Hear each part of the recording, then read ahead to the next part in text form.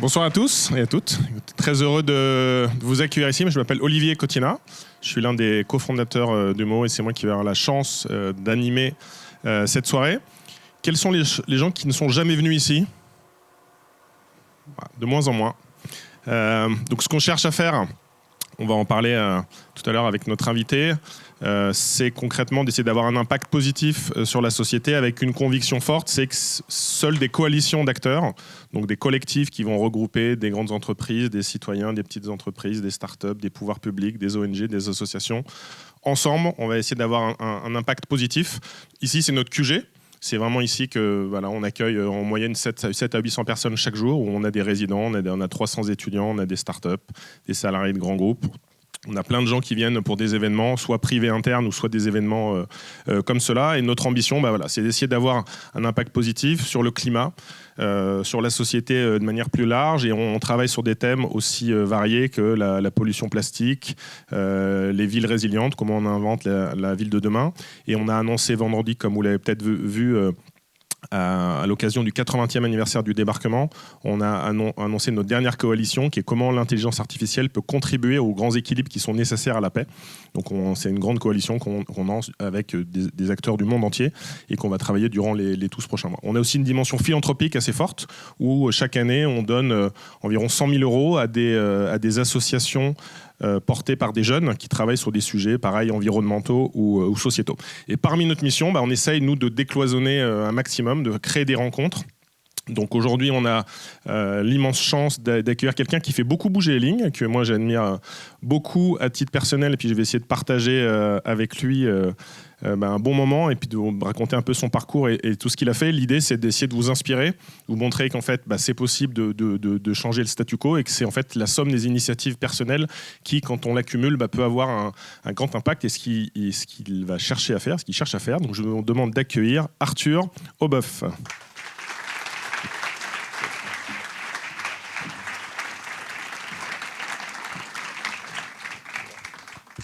Bonjour. Donc Arthur, merci à toi du coup de venir passer quelques jours ici à Caen, en Normandie et puis au sein d'Humo. C'est les montagnes qui m'ont convaincu. Les montagnes, c'est ça. Donc il demandait si c'était effectivement le paysage d'ici, mais non, c'est pas totalement le paysage d'ici. Voilà, l'idée, ça va être un peu de partager un peu comment t'es arrivé. On va forcément faire un gros focus sur Team for the Planet, mais je pense que ce qui est intéressant dans ton parcours, c'est un peu le chemin que tu as traversé, qui pour moi est hyper inspirant parce qu'il est peut-être loin des clichés de ce qu'on peut avoir en tête quand on pense à des gens qui ont son parcours. Donc peut-être rapidement, un peu comment ton esprit entrepreneur un peu s'est réveillé et comment en fait c'est quoi ton histoire, ton chemin qui t'a mené à Team for the Planet. Ok, écoute, moi je viens d'un tout petit village dans le Haut-Bugey. C'est une montagne sur le massif du Jura entre Genève et Lyon. J'ai grandi dans ce village, il y avait 200 habitants. Donc en gros, quand on est là-bas, vous avez deux options. C'est faire du ski de fond ou mourir. Donc du coup, comme beaucoup de gens, j'ai fait du ski de fond dans mon village et je me suis retrouvé à aller en fac de sport en fait, parce que je savais pas trop quoi faire dans ma vie. Et en fac de sport, sachez, pour celles et ceux qui ont des enfants qui s'approchent des études supérieures, en tout cas à Lyon, qu'on a 6 mois de vacances par an. Donc ils nous entraînent dur pour être prof de sport. Et en fait, moi j'avais pas envie d'être prof de sport, je savais pas trop ce que je voulais faire. Et pendant ces 6 mois de vacances, j'ai commencé à créer des petits projets et notamment des communautés en ligne sur les réseaux sociaux. Donc en 2011, avec Facebook notamment qui était à son apogée. Et ça a plutôt bien marché. Donc je me suis retrouvé à créer des communautés qui ont rapidement totalisé plusieurs millions d'abonnés. Je me suis un peu fait embarquer là-dedans. J'ai commencé à créer ma première boîte. On a transformé ça en média avec des sites internet, des applications smartphones qu'on monétisait. Et petit à petit, je me suis un peu laissé embarquer par la start-up nation, comme on dit. Donc j'étais pas du tout, à la base, moi je voulais être paysagiste. Donc c'était pas trop le plan initial, mais c'est pas grave, je suis allé voir ce que ça donnait. Et tout ça a avancé. J'ai vendu ma première boîte. Je peux le dire, c'est marrant, un groupe de dating libertin. Voilà. C'était le truc le plus bizarre de ma jeunesse. Donc autant vous dire que mes parents étaient déjà pas trop chauds pour les trucs que je faisais. Mais alors là, ils m'ont dit mais qui est en train de devenir cet homme ? Mais tout allait bien. Et ensuite, j'ai enchaîné. J'ai continué à faire d'autres trucs dans l'entrepreneuriat, mais un peu parce que j'étais pris là-dedans. Je trouvais ça intéressant. J'ai remonté une autre start-up. Et puis, la dernière expérience que j'ai eue avant Team for the Planet, c'était de gérer l'Europe pour un réseau social américain, un concurrent de TikTok, voilà, qui s'appelle Thriller. C'était une expérience assez fulgurante parce qu'on a commencé à 3 Et 2 ans après, on avait, alors moi j'étais pas cofondateur, hein, j'avais rejoint le truc au démarrage, mais on avait levé 300 millions d'euros et on était 300. Donc ça a été hyper intense et j'ai beaucoup appris sur comment on change d'échelle, comment on développe une boîte et comment on a énormément d'impact. Sauf que quand même, tout cet impact, à la fin, c'était pour faire danser des gamins dégénérés sur une application smartphone. Et donc, il y a eu quand même 2-3 questionnements qui ont commencé à être un peu réguliers en faisant tout ça. Et qui sont arrivés tout seuls ou comment t'as commencé à réfléchir En vrai de vrai, ce qui est intéressant, c'est que je me rendais compte que c'était un peu le paroxysme du succès, parce que tu vois, on était tout le temps avec des influenceurs super connus, on les emmenait à Los Angeles, on allait à l'anniversaire privé de Snoop Dogg, on a vraiment fait ça, quoi. On était 50 dans le truc, parce que le but c'était qu'ils rencontrent d'autres influenceurs, qu'ils fassent des vidéos ensemble et que tout ça fasse prendre la mayonnaise pour que ça fasse beaucoup de téléchargements. Et en fait, dans ce monde où il y avait que des gens millionnaires, dans des villas incroyables, sur des yachts, avec des célébrités, je voyais pas beaucoup de dieux qui brillaient. Et moi, je viens d'un monde où les gens sont très simples, mais très heureux. Enfin, je pense à mes grands-parents qui fêtent leurs 70 ans de mariage. En fait, c'est des gens... mon grand-père, il était ouvrier toute sa vie. Ma grand-mère, elle était secrétaire de mairie dans un village encore plus petit que celui où j'ai grandi. Mais en fait, eux, ils ont les yeux qui brillent. Et je crois que ce moment-là, m'a un peu heurté parce que je me suis dit, il y a beaucoup de gens qui courent toute leur vie derrière ce truc pour atteindre ces moments et ce truc où on est riche, on est célèbre et machin. Et en fait, j'étais pas très à l'aise dans ce monde-là. Je trouvais ce monde relativement triste. J'avais l'impression que c'était des gens qui étaient dans la roue du hamster, mais qui, au lieu d'essayer de sortir de la roue du hamster, achetaient une roue plus grande. Et à chaque fois, ils se disaient, cette roue, elle est toujours inconfortable, j'en ai acheté une encore plus grande. Et donc, ça me travaillait pas mal. Là, t'as quel âge ? Là, on est en 2017 et c'est jusqu'à 2019, début 2019, que je fais Thriller. Et en fait, c'est en cherchant à être plus heureux que je me suis retrouvé. 26 ans c'est ça, ouais. On a lancé Team for the Planet, j'avais 26, donc 25, ouais, en gros. Mais ce qui était assez intéressant, c'est que tu vois, j'ai été assez vite touché du doigt une espèce de définition du succès qu'on nous vend partout à la télé. Et à ce moment-là, j'ai été obligé de comparer ça avec la version du succès que moi j'avais eu avant, qui était de s'émerveiller des choses simples de la vie, pouvoir profiter de la nature, pas regarder sa montre. Enfin voilà, c'était des trucs basiques, mais en fait, je me suis rendu compte que c'était plutôt ça qui me ressemblait. Et il y a quelque chose que tu avais toujours eu quand tu étais petit ou comment Ouais, parce qu'en fait, quand tu grandis au milieu de la forêt, tu passes un temps fou à faire des balades. Et tu vois, je me rends compte que quand j'ai découvert cette espèce de mode de la méditation, je me suis rendu compte qu'en fait, j'avais toujours médité parce que chaque fois que j'allais en haut d'une montagne, que je m'asseyais, je restais super longtemps, je regardais la vue, je me sentais bien. Et en fait, c'était une forme de méditation, tu vois. Je passais du temps avec moi-même, quoi. D'accord. Donc ouais, ça fait partie de ces choses. Et si on prend juste le revenir en arrière sur le début, le petit, parce que donc t'es pas du tout né dans une famille d'entrepreneurs, en fait, qu'est-ce qui le petit moment de bascule ? Est-ce qu'au départ, c'est un hobby quand tu crées tes groupes sur Facebook ? C'est quoi, une curiosité ? Qu'est-ce qui te... Alors c'est marrant parce que j'ai jamais parlé de ça, mais c'est un truc vraiment random. Le truc qui m'a déclenché, c'est que en gros, il y avait Axe, vous savez, la marque de déodorant ultra cancérigène d'ailleurs, qui faisait un jeu concours sur Facebook à l'époque. Et en gros, c'est vraiment une anecdote claquée, hein, mais bon. Et en fait, il fallait faire une petite composition musicale pour participer au jeu concours. Et ils allaient sélectionner une personne pour qu'il gagne un voyage pour 4 personnes, tout frais payé à Ibiza, voilà, dans un hôtel, machin, pour aller faire la fête. Donc moi, j'avais genre 16 piges, quoi, tu vois. Et en fait, j'ai vu ce truc et je fais de la batterie depuis que je suis petit. Et je me suis dit, allez, vas-y, je vais tenter le truc, je vais faire une petite musique, quoi. Donc j'ai fait ma musique toute claquée, j'ai jamais re-regardé, et un jour mon frangin m'a appelé et m'a dit, mais mec, t'as gagné le concours, il y a 70 000 mecs qui ont participé et t'as gagné. Et en effet, je suis allé voir, il y avait mon blaze, et je me suis dit, oh putain, je peux faire un truc comme ça qui marche, quoi, qui buzz, et ça m'a intrigué. C'est à ce moment-là où je me suis dit, putain, en fait, je peux peut-être faire des trucs dans la vie, je suis pas obligé d'être forcément, tu vois, d'aller faire prof de sport ou quoi. En fait, peut-être qu'il y a d'autres trucs que je peux aller creuser. Et ça a été le déclencheur. Et pour la petite anecdote, en fait, vous savez, quand on crée son compte Facebook, c'est lié à une adresse mail. Sauf que moi, c'était une adresse mail poubelle que je regardais jamais. Et donc, j'attendais, je disais, quand est-ce qu'il me contacte Axe pour mon machin, quoi. Et donc, je regardais mon mail normal et je voyais rien. Et en fait, après 2-3 semaines, je me dis, mais putain, mais comment c'est possible ? Et là, je repense à cette histoire de mail avec lequel on crée Facebook et je vais voir. Et là, je vois les mails, bravo, vous avez gagné. Puis après, le mail d'après, vous répondez pas. Et puis après, le mail d'après qui dit, bon, si vous répondez pas, on va donner votre lot au deuxième. Et puis le dernier mail, c'était, bon, on vous envoie quand même votre point en déodorant. Et du coup, j'ai perdu ce putain de voyage, mais j'ai gagné mon point en déodorant. Et dans ton chemin, là, quand on a discuté de ça auparavant, tu racontais un peu donc tu as fait une version très rapide, mais du coup, tu as testé plein de choses, qui est pour moi hyper important de ton esprit entrepreneur que tu as développé sans t'en rendre compte, en fait, avec tu vois, plein de succès, plein d'échecs. Comment, en fait, ce chemin-là, comment tu l'as un peu vécu C'était à la fois très empirique, et puis plein de up and down. Ouais, franchement, je pense que je suis vraiment le mec qui apprend par l'erreur. Hein. Clairement, j'ai tout foiré. En vrai, tous les trucs que j'ai essayé, j'ai d'abord foiré, quoi. Mais vraiment, parce que je connaissais rien. Enfin, vraiment, je me rappelle le nombre de trucs. La première application smartphone qu'on a sortie, elle est passée première de l'Apple Store. Je t'en parlais tout à l'heure dans le train. Donc devant Facebook, machin, c'était un truc. Allez, c'est bon, maintenant on s'est lâché, je peux tout vous dire. C'était un truc, ça s'appelait Nuit sans folie. Et les gens racontaient leurs pires anecdotes sexuelles de manière anonyme. Et donc nous, on les publiait. Et ça dédramatisait un peu le rapport au sexe, à l'amour, ça faisait rire les gens. Et en fait, ce truc était passé premier de l'Apple Store parce qu'on avait juste bourriné, on connaissait rien. Nous, on connaissait rien en marketing, c'était vraiment le premier truc. Et le logo, c'était une bite rose fluo qui bande mou, quoi. Enfin, vraiment, je suis obligé de vous le partager parce que c'est incroyable. Et tout ça pour dire que, en fait, ce truc-là, ça gagnait de l'argent parce qu'il y avait des pubs dessus.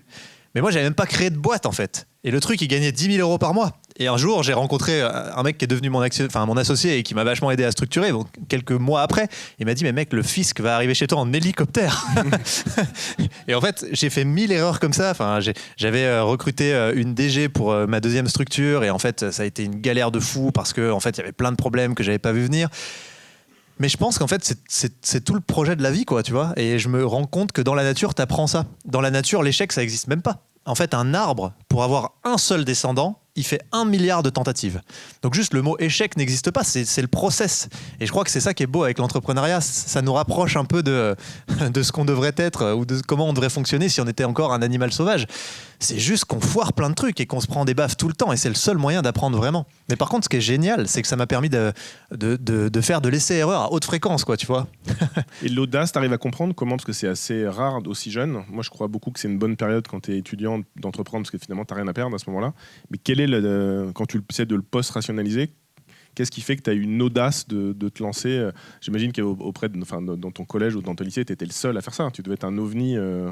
Ouais, plus à la fac, parce qu'au début, c'était des trucs vraiment pourris qui marchaient pas. Donc, c'était pas un truc mais dont on parlait. Mais en Stab, tu devais pas être 50 à être. Ouais, en Stab, c'était marrant. Enfin, oui, c'est sûr que c'était un peu, ça sortait un peu du lot.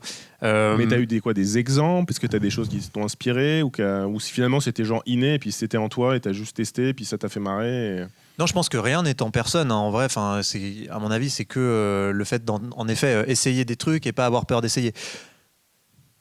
Je crois qu'il y a quand même une anecdote, un truc qui m'a un peu marqué et qui m'a aidé, c'est que quand j'avais 14 ans, j'avais un grand-père qui était très froid, très fermé. C'était quelqu'un avec qui j'avais jamais eu trop de relations. J'allais le voir une fois par an avec mes parents parce qu'il habitait vers Montauban, donc hyper loin de chez moi. Et en fait, ce mec-là avait monté quelques trucs. Enfin, c'est pas vraiment un entrepreneur, mais il avait quand même lancé des choses et tout. Et un jour, quand on est allé le voir, mais j'avais 13-14 ans, mes parents sont partis et nous ont laissés tous les deux. Et en fait, il est venu, il a commencé à me déballer les photos de sa vie, tous ses voyages en vélo. Il avait fait plein de voyages en vélo, il avait fait plein de trucs. Et il s'est mis à pleurer, un truc de malade. Enfin, j'avais jamais vu ça. Et à me dire, putain, c'est passé hyper vite. Il y avait 1000 trucs que j'aurais voulu faire et que j'ai pas osé faire. Enfin, vraiment, c'était un moment un peu bizarre pour moi parce que j'avais jamais eu de relation avec lui. Et du coup, il m'a un peu livré ce truc de faut faire les trucs, en fait. Faut les faire maintenant parce qu'en fait, on sait pas ce qui se passera demain. Et le truc un peu choquant, c'est que on est reparti de chez lui le lendemain. Et une semaine après, on m'a appris qu'il était mort. Ils l'ont retrouvé mort dans sa baignoire. Et du coup, je pense que je suis la dernière personne à qui il a parlé. Et ça m'a fait un petit truc, je pense, un petit trauma. Et j'ai hérité de 2500 € d'héritage de sa part. Et j'ai fait ma première boîte avec. C'était une façon de, tu vois. Beau clin d'œil à l'histoire. Ouais, beau clin d'œil au grand-père, peut-être. Ouais. Donc, tu avais peut-être ça, voilà, une sorte de. Tu veux pas perdre ton temps, et c'est peut-être ça qui a été le ressort. Mais tu sais que la nature, ça aide vachement aussi pour ça, parce que tu travailles ton rapport un peu à la mort aussi. Enfin, moi, le ski de fond, c'est un truc.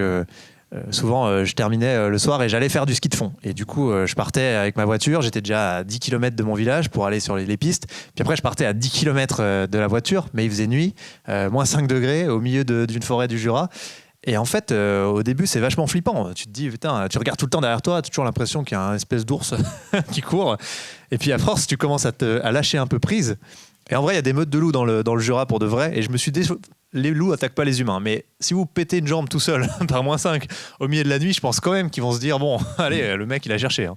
Et du coup, toutes ces expériences aussi dans la nature, ça aide vachement parce que en fait, à un moment, tu lâches le fait d'être anxieux, de flipper, et tu te dis juste, mais en fait, si les quelques secondes qui me sont données se passent bien, bah, autant que j'en profite, plutôt que de tout le temps chercher à savoir ce qui peut me tomber dessus. Et j'ai eu plusieurs fois ces déclics dans la nature où tu as des moments où tu te dis, bah, en fait, on s'en fout, quoi. On est là, on a la chance d'être là, on sait pas combien de temps on est là, bah, essayons des trucs, quoi. Et puis, je sais pas... En fait, c'est pas très grave, tu te rends compte que tout le monde s'en fout. Ça, c'est assez génial. C'est un truc que j'ai fait il y a pas longtemps avec un ami là où j'habite, parce que là où j'habite, c'est la frontière suisse, donc il y a plein de gens qui sont apprêtés à mort, qui se baladent toujours, même dans un chemin de boue pour aller promener leurs chiens, et ils sont habillés en Gucci. Et avec mon pote, on s'est dit, on va créer un concept de ringardise volontaire. Et on va partir courir, mais habillés mais comme des merdes, juste pour voir ce qui se passe. Et donc, on s'est vraiment hyper mal habillés. Et ça confirme, tout le monde s'en fout en fait. et je pense que c'est important d'arriver à se dire qu'en fait les gens vont s'en foutre en fait de ce qu'on fait, de ce qu'on réussit, de ce qu'on échoue. En fait, ça passe vite, on n'a pas beaucoup de temps, on a un crédit vie à utiliser. Et je crois que j'ai eu la chance d'avoir conscience de ça assez vite, quoi. Donc là, tu fais donc un parcours, donc tu as eu faire STAPS dans un petit village de France. Alors là, c'était à Lyon, c'était plus un petit village. Non, mais quand tu fais ton chemin, ah, oui. ton chemin, donc tu fais quand même TikTok, enfin un équivalent de TikTok, tu es à Los Angeles avec les célébrités. Qu'est-ce qui fait que du coup tu as 25, 26 ans? C'est quoi quand tu dis effectivement, tu te rends compte que les gens sont pas forcément épanouis et heureux et que la célébrité ou l'argent ne pas ça, mais qu'est-ce qui fait que tu commences à travailler sur ce qui devient Time for the Planet et Team for the Planet après? Ouais, bah en fait, je me rappelle très bien justement de l'anniversaire de privé de Snoop Dogg où on est rentré et le premier truc que j'ai fait, c'est aller faire du ski de fond chez moi dans le Jura parce que j'en pouvais plus, j'avais juste envie d'être tout seul, tranquille, dans la nature, de me ressourcer. Et il n'y avait pas assez de neige cet hiver-là. Et donc j'ai passé pas mal de temps chez mes parents sur cette période. Et en fait, ils me disaient, bah ouais, il neige plus jamais. Enfin, c'est pas un scoop, quoi. Mais pour moi, un peu, parce qu'en fait, je venais de taper 8 ans de frénésie, d'être tout le temps à droite à gauche et j'étais pas trop retourné. Et en fait, moi, chez mes parents, il y avait 1 mètre de neige avant, tous les hivers. Et là, ils me disaient, bah, quand il neige, c'est déjà un truc, quoi. Et je me suis dit, bah putain, c'est violent quand même cette histoire de climat. Donc, comme plein de gens, moi, j'avais entendu parler du sujet du climat, mais avant le Covid, on en parlait, mais bon, c'était pas le truc, tu vois, et j'avais jamais trop regardé. Et en plus, quand je me baladais dans les forêts, je commençais à voir d'autres choses, et c'est là que ça a commencé à me parler vraiment. Typiquement, le scolite, qui est un petit scarabée qui tue les épicéas. En fait, quand les épicéas sont en stress hydrique, ils savent plus gérer les invasifs. Mais pas que, il y a la pyrale du buis chez moi, ça bouffe les buis, et donc ça défigure la montagne. Enfin bref, il y a eu plein de trucs. Je me rappelle très bien d'ailleurs, cette année-là, début 2019, cette pyrale du buis, c'était un délire. On avait l'impression qu'il neigeait tellement il y avait des papillons, ça fait des papillons blancs. Il fallait mettre les essuie-glaces pour rouler. Et quand on courait dans la forêt, il y avait tellement de fils partout que moi je prenais un bâton et je le faisais tourner comme ça. Ça faisait une barbe à papa à la fin de fil, mais c'était le seul moyen de ne pas en avoir plein le visage. Et franchement, je me rappelle que je me disais, non, mais là, il y a vraiment un truc, c'est pas normal, il n'y avait pas ça quand on était petit. Et donc c'est à ce moment-là que je suis vraiment rentré dans le sujet. Et moi, je suis assez boulémique des trucs, donc quand je rentre, je rentre vraiment. Et donc là, j'ai tout lu, comme plein de gens, j'ai regardé plein de trucs, Janco et tous les autres, et je me suis dit, mais en fait, je suis perdu, en fait, je suis complètement désaligné avec ce que je suis. J'ai complètement perdu mon ADN. Moi, ma vie, à la base, je creusais des mares dans le jardin de mes parents. Je sais pas comment ils m'enterraient pas dedans quand ils rentraient et qu'ils voyaient qu'il y avait un trou d'1 mètre de profondeur, mais je faisais tout le temps des trucs que j'adorais. La nature, c'était vraiment ma raison d'être. Et je me suis rendu compte que j'avais complètement lâché ça et que je m'étais fait aspirer par un espèce de monde qui n'était pas le mien et dont j'avais pas vraiment grand intérêt. Et donc là, ça m'a vraiment... Là, j'ai vraiment eu un problème. Et en fait, Thriller m'ont proposé un poste de Head of Growth Monde. Alors, les Américains, c'est tout est Head of. Hein. Vous êtes boulanger, vous êtes Head of Boulangerie. Enfin, bon, bref. Et du coup, j'avais ce poste qui était quand même balèze, où ils me proposaient plusieurs millions d'euros d'actions de l'entreprise. Et quand ils m'ont fait la proposition, eh ben, j'ai machinalement j'ai refusé, quoi. C'était en mode non, je peux plus là. Et je sentais que c'était un aiguillage dans ma vie. C'était soit j'abandonnais le Arthur d'avant, soit je revenais au Arthur d'avant. Et je me rappelle très bien de ce moment-là. Je me suis barré du resto. Je leur ai dit, les gars, en fait, juste j'arrête. Je crois que je peux plus faire ça. Et c'est là que j'ai vraiment réfléchi à ce que je voulais faire. Et je me suis dit, je veux plus mettre une seule heure de ma vie, plus une seule, dans autre chose que préserver cette nature et participer à faire en sorte que l'humanité la regarde comme il devrait la regarder, c'est-à-dire comme le temple dans lequel on évolue. Et un monde merveilleux qui nous apporte énormément et qu'aujourd'hui on consomme et on est vraiment arrivé à un stade où on est des vulgaires exploitants du monde alors qu'on devrait être des gardiens de ce monde. Et à ce moment-là, donc tu n'as aucun entourage, donc c'est vraiment un chemin personnel que tu fais en disant donc il n'y a pas d'influence, donc c'est vraiment Arthur tout seul qui a fait son chemin. J'ai des parents qui ont toujours été très proches de la nature. Enfin, ils sont tous les deux enseignants en maternelle. Et toute notre vie, ils nous ont emmenés dans la nature. Toute notre vie, on a fait des balades, on n'a fait que ça. Et en fait, ils nous apprenaient le nom des oiseaux, le nom des arbres. Je me rappelle, quand je suis arrivé au lycée, j'étais tout seul à connaître le nom des arbres et des oiseaux. Et en fait, je pense quand même que j'ai la chance d'avoir cette proximité avec la nature depuis toujours. Et surtout, d'avoir pu comparer 2 chemins de réussite. Celui-là qui me rendait profondément heureux, alors qu'il n'y avait pas grand-chose, c'était simple. Et le truc qu'on nous vend à la télé toute la journée, qui finalement m'avait complètement perdu et qui me rendait malheureux, honnêtement. D'accord. Et donc hyper intéressant le chemin. Et donc là, tu pars de ce constat-là. Et comment cette idée c'est quoi la genèse, un peu le backstage parce que tu aurais pu dire, je sais pas, tu aurais pu reprendre des études sur le climat, tu aurais pu travailler dans plein d'ESS qui travaillent sur ce sujet-là, tu aurais pu, je sais pas, faire garde forestier à l'ONF. Pas dit que je le fasse pas. Ouais. Donc, qu'est-ce qui te donne l'audace? Alors, est-ce que déjà quand tu as l'idée, avec qui tu le montes, comment ça vous vient? Est-ce qu'il y a des choses qu'on ne connaît pas, des premières versions que vous avez Ouais, alors pour bien expliquer, on est 6 cofondateurs à la base, donc on avait tous monté des boîtes dans différents secteurs. Mehdi, qui est un de mes associés, avait des bureaux au-dessus des miens à Lyon. Voilà, c'est comme ça qu'on se connaissait, mais on s'était jamais parlé d'écologie ou de faire autre chose. Lui, il faisait une start-up pour aider des mecs à être premiers sur Google en SEO. Et pareil, quand on s'en est parlé, je lui ai dit putain, mais moi faire danser des gamins sur une appli, ça me saoule. Et lui, il m'a dit mais moi, j'en ai jamais rien eu à foutre de mettre des mecs premiers sur Google. Et donc des fois, on a des moments comme ça. Mais en gros, moi, je m'étais mis à faire. En fait, ce qui nous a rassemblés, c'est la conviction que l'entreprise, c'est un outil d'action incroyable. Franchement, c'est l'outil de la collaboration humaine le plus abouti qui a jamais été mis sur pied. S'il y a bien un moment où il faut s'en servir et où il faut orienter la force de travail de l'humanité vers un autre projet de société, c'est maintenant, et ça se fera principalement avec les entreprises en fait.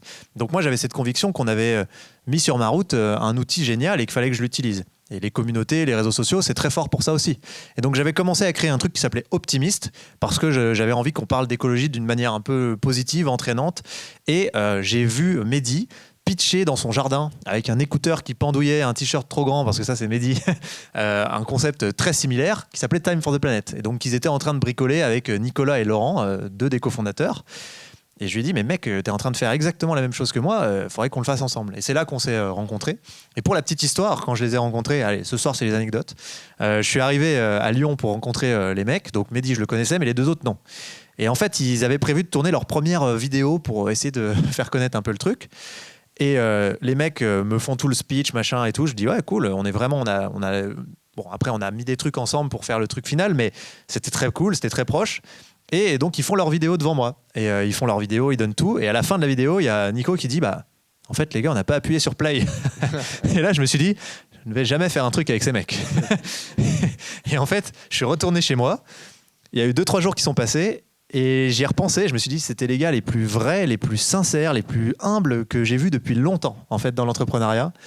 Et je me suis dit peut-être qu'on n'y arrivera pas avec ces mecs, mais au moins, ça va être cool, quoi. Et au moins, ça va être vrai.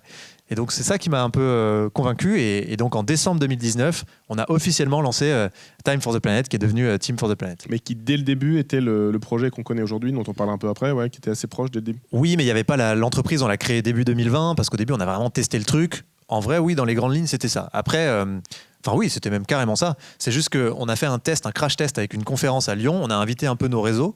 Et on a dit, voilà, si vous avez envie de nous encourager à lancer le truc, vous pouvez faire une promesse d'investissement, parce qu'on n'avait pas de structure pour le faire. Et on a eu 30 000 € de promesse d'investissement, et on savait que c'était des gens fiables. Et on s'est dit, putain, il y a vraiment un truc à faire. En fait, les gens ont cette frustration de dire, ouais, quand tu es tout seul dans ton coin et que tu n'es pas président de la République ou milliardaire, on te rabâche tous les jours qu'il faut agir pour le climat, mais enfin bon, c'est quand même assez difficile de se dire qu'on va changer le monde. Et ce sursaut un peu d'envie de faire des trucs ensemble en utilisant l'entrepreneuriat, ça nous avait surpris parce qu'on ne l'attendait pas vraiment. En plus, c'était genre le 6 décembre à Lyon, il y avait les fêtes de la lumière, il y avait une grève des transports. Et on avait 250 personnes dans l'amphi qui étaient venues. Et on s'est dit, mais il y a quand même un vrai truc là. Et vous n'avez pas du tout réfléchi à créer une start-up qui aurait, adressé un des problèmes du climat. Vous vous êtes dit directement, on va faire une brique de financement pour aider. En fait, ça, avant de lancer en décembre 2019, le truc qu'on a fait, c'est qu'on est allé parler à des scientifiques. Parce que nous, on n'est pas scientifiques et on connaissait mal comment utiliser ce levier. Et en gros, ils nous ont remonté 2 constats. Donc déjà, on a une chance de dingue parce que très vite, on a rencontré Jean Jouzel par un contact à nous, donc l'ex-vice-président du GIEC, ce truc qui fait des milliers de pages pour nous informer sur comment il faut s'en sortir et que personne ne lit. Et en gros, Jean Jouzel nous a dit, et d'ailleurs d'autres scientifiques qui nous a présenté, en gros, il y a un problème aujourd'hui qui est identifié, qui est très clair et qui n'a pas de réponse, c'est qu'on a besoin d'une grosse part de sobriété pour faire la transition, mais on a aussi besoin d'innovation, d'initiatives transformatives pour changer justement le monde dans lequel on vit et faire en sorte qu'il y ait notamment plus de sobriété. Et là où ça a commencé, c'est qu'à chaque fois, il nous disait, mais ces innovations, elles sont toutes là, hein. Elles sont déjà là. Et on disait, pourquoi du coup, il n'y a pas de changement d'échelle, enfin, qu'est-ce qui se passe? Et à chaque fois, c'était le même constat, parce que en fait, les innovateurs, c'est pas du tout des entrepreneurs. Eux, c'est des ingénieurs, c'est des scientifiques, c'est des chercheurs. Donc, quand il s'agit de faire une vraie entreprise, de lui trouver un modèle économique viable, de trouver des clients, des talents, c'est juste drastiquement l'opposé de ce qu'ils savent faire, de ce qu'ils aiment faire. Et ça, je peux vous jurer qu'on l'a validé, mais 1000 fois. Et en fait, ça nous a semblé complètement fou parce qu'on connaissait des très bons entrepreneurs qui avaient monté des boîtes géniales, qui les avaient vendues souvent et qui justement cherchaient à mettre leurs compétences entrepreneuriales au service de l'urgence climatique, mais qui étaient un peu paumés et qui disaient mais moi je sais pas trop par où commencer, je connais mal le sujet. Et donc ça, c'était un des constats. Et le deuxième constat, et celui-là on l'a vraiment validé maintenant, c'est que le monde économique traditionnel ne savait pas financer ces boîtes. Juste, il ne pouvait plus, parce qu'en fait, ces dernières décennies, on s'est englué dans un truc où le monde économique est obligé de se tenir à des impératifs de rentabilité énormes. Il faut faire, faut faire de l'hyper-profitabilité quasiment. Il faut des rendements énormes quand on investit. Il faut pouvoir faire des exits à court terme. Mais toutes ces innovations cruciales pour nous sortir du sujet climat, en fait, c'est pas des SaaS qu'on va vendre au bout de 3 ans avec un multiple de 10 000, quoi. C'est des boîtes structurantes, long-termistes, souvent industrielles. Et ça, en fait, le monde des investisseurs tel qu'il est devenu ne savait juste même pas les voir. C'était même pas dans les radars. Et on s'est dit, c'est complètement fou. Il faut qu'on repense le modèle de notre boîte justement pour se donner le confort du temps long et la capacité de non seulement voir ces boîtes, mais d'aller les aider. C'était ça le démarrage. Et comment vous êtes arrivé donc là, donc le chemin, on va en gros attaquer le financement, qui est un vrai accélérateur. Et comment vous avez du coup l'idée de faire ce crowdsourcing incroyable? Est-ce que c'est en gros une contrainte parce que c'était le moyen, c'était le seul moyen de trouver de l'argent entre guillemets facilement accessible. Comment l'idée germe dans... En vrai, le vrai truc qu'on s'est dit, c'est on n'y arrivera jamais tout seul. Enfin, en fait, comment est-ce qu'on va trouver des innovations partout dans le monde, les sélectionner, ensuite lever du cash pour les financer? On avait tous fait des levées de fonds avant avec nos boîtes. On savait que c'était méga dur. Et en plus, pour ces boîtes qui sont pas méga rentables, enfin bref, c'était un enfer. Et puis une fois que les boîtes elles sont là, comment on les aide à exploser, trouver des clients, recruter des talents, obtenir des rendez-vous? Et on s'est dit, on peut jamais le faire avec nos petits bras. Donc c'est pour ça qu'on a pensé le truc comme un mouvement dès le départ, en se disant on est obligé de penser ce truc collectif et de faire en sorte que ce soit un mouvement que n'importe qui peut rejoindre à partir d'1 € en 2 minutes. Mais comme ça, on fait un grand collectif, une grande tirelire collective qui sert à financer les projets, mais au-delà de ça, et surtout, on fait une immense équipe qui nous permet justement de les trouver, de les présélectionner, ensuite de les propulser, de leur trouver des clients. Et ça, c'est ce qui marche le mieux aujourd'hui. On a 122 000 actionnaires qui ont mis de l'argent, qui ont investi 32 millions d'euros. On est le plus grand financement participatif en Europe. Et en fait, certes, l'argent est très utile, on en a vraiment besoin, mais ce qui fait la différence, mais de manière incommensurable, c'est d'amener... Donc nous, on trouve le Steve Wozniak, puis après, on recrute le Steve Jobs, mais c'est d'amener toute cette grande équipe d'Avengers autour pour les aider à vraiment changer d'échelle. Tous les premiers clients de nos boîtes, c'est tout de suite dans le réseau Team for the Planet. Dès qu'il y a des blocages, dès qu'il y a besoin de recruter des gens qui sont vraiment des experts sur un truc, c'est tout de suite le réseau Team for the Planet. Ça marche hyper bien. Et tu vois, on a 9000 évaluateurs bénévoles. C'est des gens qui passent du temps sur une plateforme en ligne bénévolement, donc pour nous aider à présélectionner les meilleurs dossiers qu'on reçoit, parce qu'on reçoit plein de dossiers, et donc ils les notent, on les a formés, ça a fait 1 heure de formation, et ça nous permet d'avoir un top 10 tous les trimestres qui passe ensuite à notre comité scientifique, à notre comité économique, et ensuite on vote avec l'ensemble des actionnaires Team for the Planet en assemblée générale pour élire les projets qu'on finance. Et ce qui est trop cool, c'est qu'en fait ce modèle actionnarial, ça permet aussi aux gens d'être dans une confiance totale parce qu'il y a la transparence absolue. Quand vous êtes actionnaire d'une boîte, vous avez accès au plus haut niveau d'information. Donc vous pouvez voir toutes les dépenses, vous pouvez nous poser vos questions en AG et on est obligé d'y répondre, ça c'est intéressant. Et puis après, nous on a poussé la confiance au max parce qu'on avait vraiment envie que ça crée une structure de confiance. Donc nos comptes sont publics, les salaires des gérants sont capés à 4 SMIC et puis on ne pourra jamais s'enrichir autrement parce que les actions de Team for the Planet n'ont pas de valeur financière, en fait on ne peut rien en faire. On n'a même pas d'action de façon nous. Et ça a créé la boule de neige aussi, je pense. Et comment on arrive, donc là, en 4 ans, vous êtes passé de 0 à 122 000. c'est incroyable.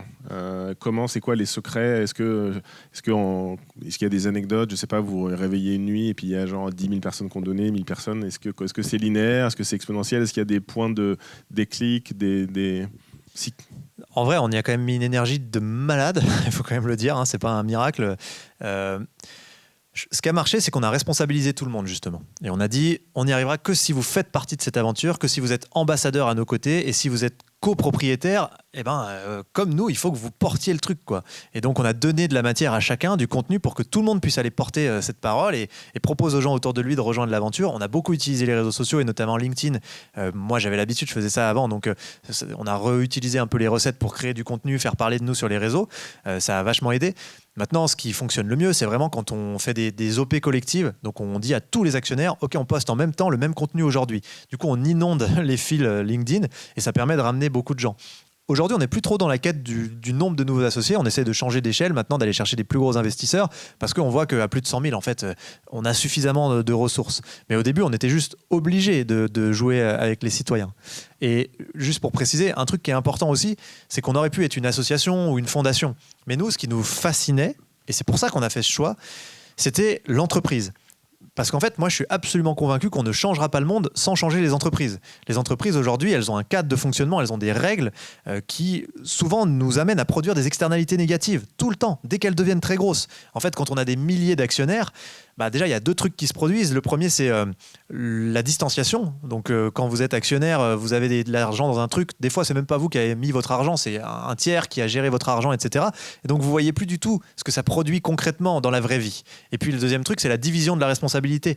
Quand vous êtes 100 000 ou 120 000 ou 500 000 dans certaines boîtes, vous avez vos petits droits de vote, vos actions, et à la fin, quand on vous dit voulez-vous gagner plus d'argent, oui, non, bon, comme tout le monde, vous appuyez sur oui, quoi. Sauf que, en fait, quand on veut gagner plus d'argent, peut-être que, si je suis très caricatural, à la fin, pour gagner plus d'argent, on va plutôt s'occuper de traiter les effluents et de pas les balancer dans la rivière. On va dire, non, là, il faut faire du rendement, donc pour atteindre notre rendement, les effluents, ça attendra.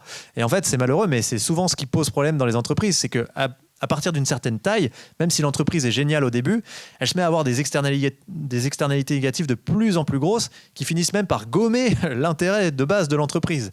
Et nous, on se disait, mais putain, si on a des super associations, des super ONG et tout, qui font un taf de dingue sur le terrain pour tout le temps essayer de réparer la casse provoquée par ces externalités du monde de l'entreprise, on n'avance pas, quoi. C'est comme si on continue de produire du plastique tout le temps et puis on dit allez, c'est bien les assos, allez nettoyer le plastique sur les plages, quoi. Et donc nous, on se disait il faut changer les entreprises pour changer le monde. Donc on a envie de s'attaquer à ce truc, ce nœud gordien du problème. Mais c'est pour ça que c'est forcément un peu compliqué. C'est des actionnaires, ça change pas mal de trucs parce que les gens sont pas habitués à ça. Mais en fait, on va pas changer les choses si on travaille pas sur les entreprises. Qui est actionnaire du coup dans la salle Ah ouais, c'est cool, il y en a pas mal. Ça fait plaisir. Un gros potentiel, donc c'est à partir d'1 euro, ça? C'est ça, à partir d'1 euro, ouais. Voilà, donc mais si vous êtes milliardaire, faites-vous plaisir. Il y a au moins 200 personnes là, qui peuvent donner. Et du coup, c'est quoi le don moyen d'ailleurs?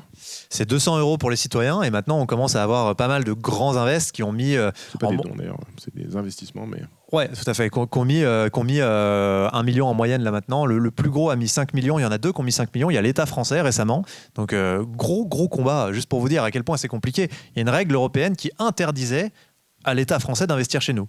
Cette règle européenne, elle s'appelle la règle de l'investisseur avisé et elle dit s'il n'y a pas de rendement financier, donc si on ne fait pas de la plus-value financière, je me fous de savoir à quoi sert cet investissement, il est interdit. Donc investir pour sauver le monde, c'est pas avisé. C'est quand même assez dingue. Et du coup, il a fallu et pour le coup, on peut le citer et le remercier, que Christophe Béchu tape très très fort du poing sur la table et très très fort du poing peut-être même sur certaines personnes pour que on arrive à obtenir cet investissement qui pour nous est aussi un co-bénéfice de ce qu'on fait parce qu'on ouvre aussi des portes en disant en fait, va peut-être à un moment falloir qu'on arrête de mesurer l'utilité d'une boîte avec juste des profits financiers. Comment est-ce qu'on sait si une boîte sert à quelque chose si le seul outil qui nous permet de le savoir, c'est est-ce qu'elle gagne plus d'argent ou non? Bien sûr qu'il faut qu'une boîte soit rentable, on va pas sauver le monde avec des boîtes en faillite, mais par contre, à quoi sert cette rentabilité? C'est quoi les indicateurs qui servent à ça? Et donc nous, nos actionnaires, c'est pour expliquer le modèle qu'on a choisi de mettre en place, ils sont rémunérés en dividendes climat. Donc des tonnes de CO2 évitées chaque année grâce à leur argent. Donc ils placent de l'argent chez Team for the Planet. Leur argent sert à créer des boîtes, vous l'avez compris, qui décarbonent. Et les profits qui remontent à Team for the Planet, nous on les réinjecte pour relancer des boîtes chaque année et augmenter l'impact climat par euro investi pour nos actionnaires. Et chaque année, ils reçoivent ce fameux dividende climat, qui n'est pas juste une idée en l'air. Hein. On l'a co-créé avec l'ONU, avec l'ADEME, avec une cinquantaine d'experts carbone internationaux. Ça aussi, c'était une histoire complètement dingue, parce que nous, on voulait le faire juste pour nos associés. On est allé voir l'ADEME et ils nous ont dit, mais en fait, c'est un énorme sujet. Parce qu'on n'arrête pas de dire qu'il faut flécher des milliards vers la transition. Il n'y en a aucune manière de vérifier si ces milliards sont vraiment utiles, quoi. Donc c'est de là que c'est né. Et donc ce truc est devenu une asso indépendante présidée par Brune Poisson. Et maintenant, il y a des très belles boîtes qui distribuent du dividende climat, Decathlon, Demeter, là il y a Veolia, il y a Suez qui sont en train de le faire. C'est en train de faire son trou, en fait, ce truc. Vas-y. Donc Christophe Béchu, qui est le ministre toujours de... Oh, le lapsus révélateur. Ouais. Et donc Brune Poisson, qui était secrétaire d'État à la transition écologique. Déjà, exactement, ouais, tout à fait. Qui t'ont aidé. Du coup, la lecture institutionnelle est compliquée, parce qu'en fait, vous bousculez tellement le statu quo que finalement, ça rentre dans aucune case. Qu'est-ce qui fait que justement, vous arrivez... donc voilà, tu parles de certaines entreprises qui ont donné parfois 1 million d'euros ou plus. Qu'est-ce qu'ils recherchent? Donc du coup, le modèle, si on le comprend bien, donc je ne vais pas m'enrichir. C'est pas un don non plus où je récupère de la défiscalisation. Je vais investir dans une sorte de fonds d'investissement qui va essayer d'avoir des externalités. Une société d'investissement. D'investissement, qui va essayer d'avoir du coup des bénéfices tangibles pour le climat en ayant des boîtes rentables. Et donc les gens, c'est quoi leur moteur? C'est le sentiment d'utilité, Ça dépend, il y en a plusieurs, mais en fait, c'est la recherche de réel impact pour la plupart. Parce que nous, on nous a dit 100 fois oui, mais si Total vient, mais Total ne vient pas. Total s'en branle. En fait, les gens qui sont venus, quand même, la plupart, jusqu'à maintenant, ils sont vraiment dans la recherche du meilleur impact possible. Et nous, on va donc chercher des innovations cruciales qui ont vraiment un énorme potentiel d'impact. On pourra donner quelques exemples. Si elles passent à l'échelle, ça doit décarboner en centaines de millions de tonnes que le monde économique ne sait pas accompagner. Et si on ne fait pas ce pas de côté, si on ne repense pas notre fonctionnement avec des actionnaires capables de piloter la boîte autrement, nous non plus, on ne peut pas y aller. Mais là, ils se disent, eux, ils peuvent y aller, ils peuvent faire émerger les futurs champions du climat. Et en fait, c'est ça aussi qui a convaincu la plupart des grands invests, c'est de dire, en fait, je fais un placement, et en plus, c'est une espèce de prêt à taux zéro, parce qu'on peut ressortir à 1 euro pour 1 euro à 10 ans.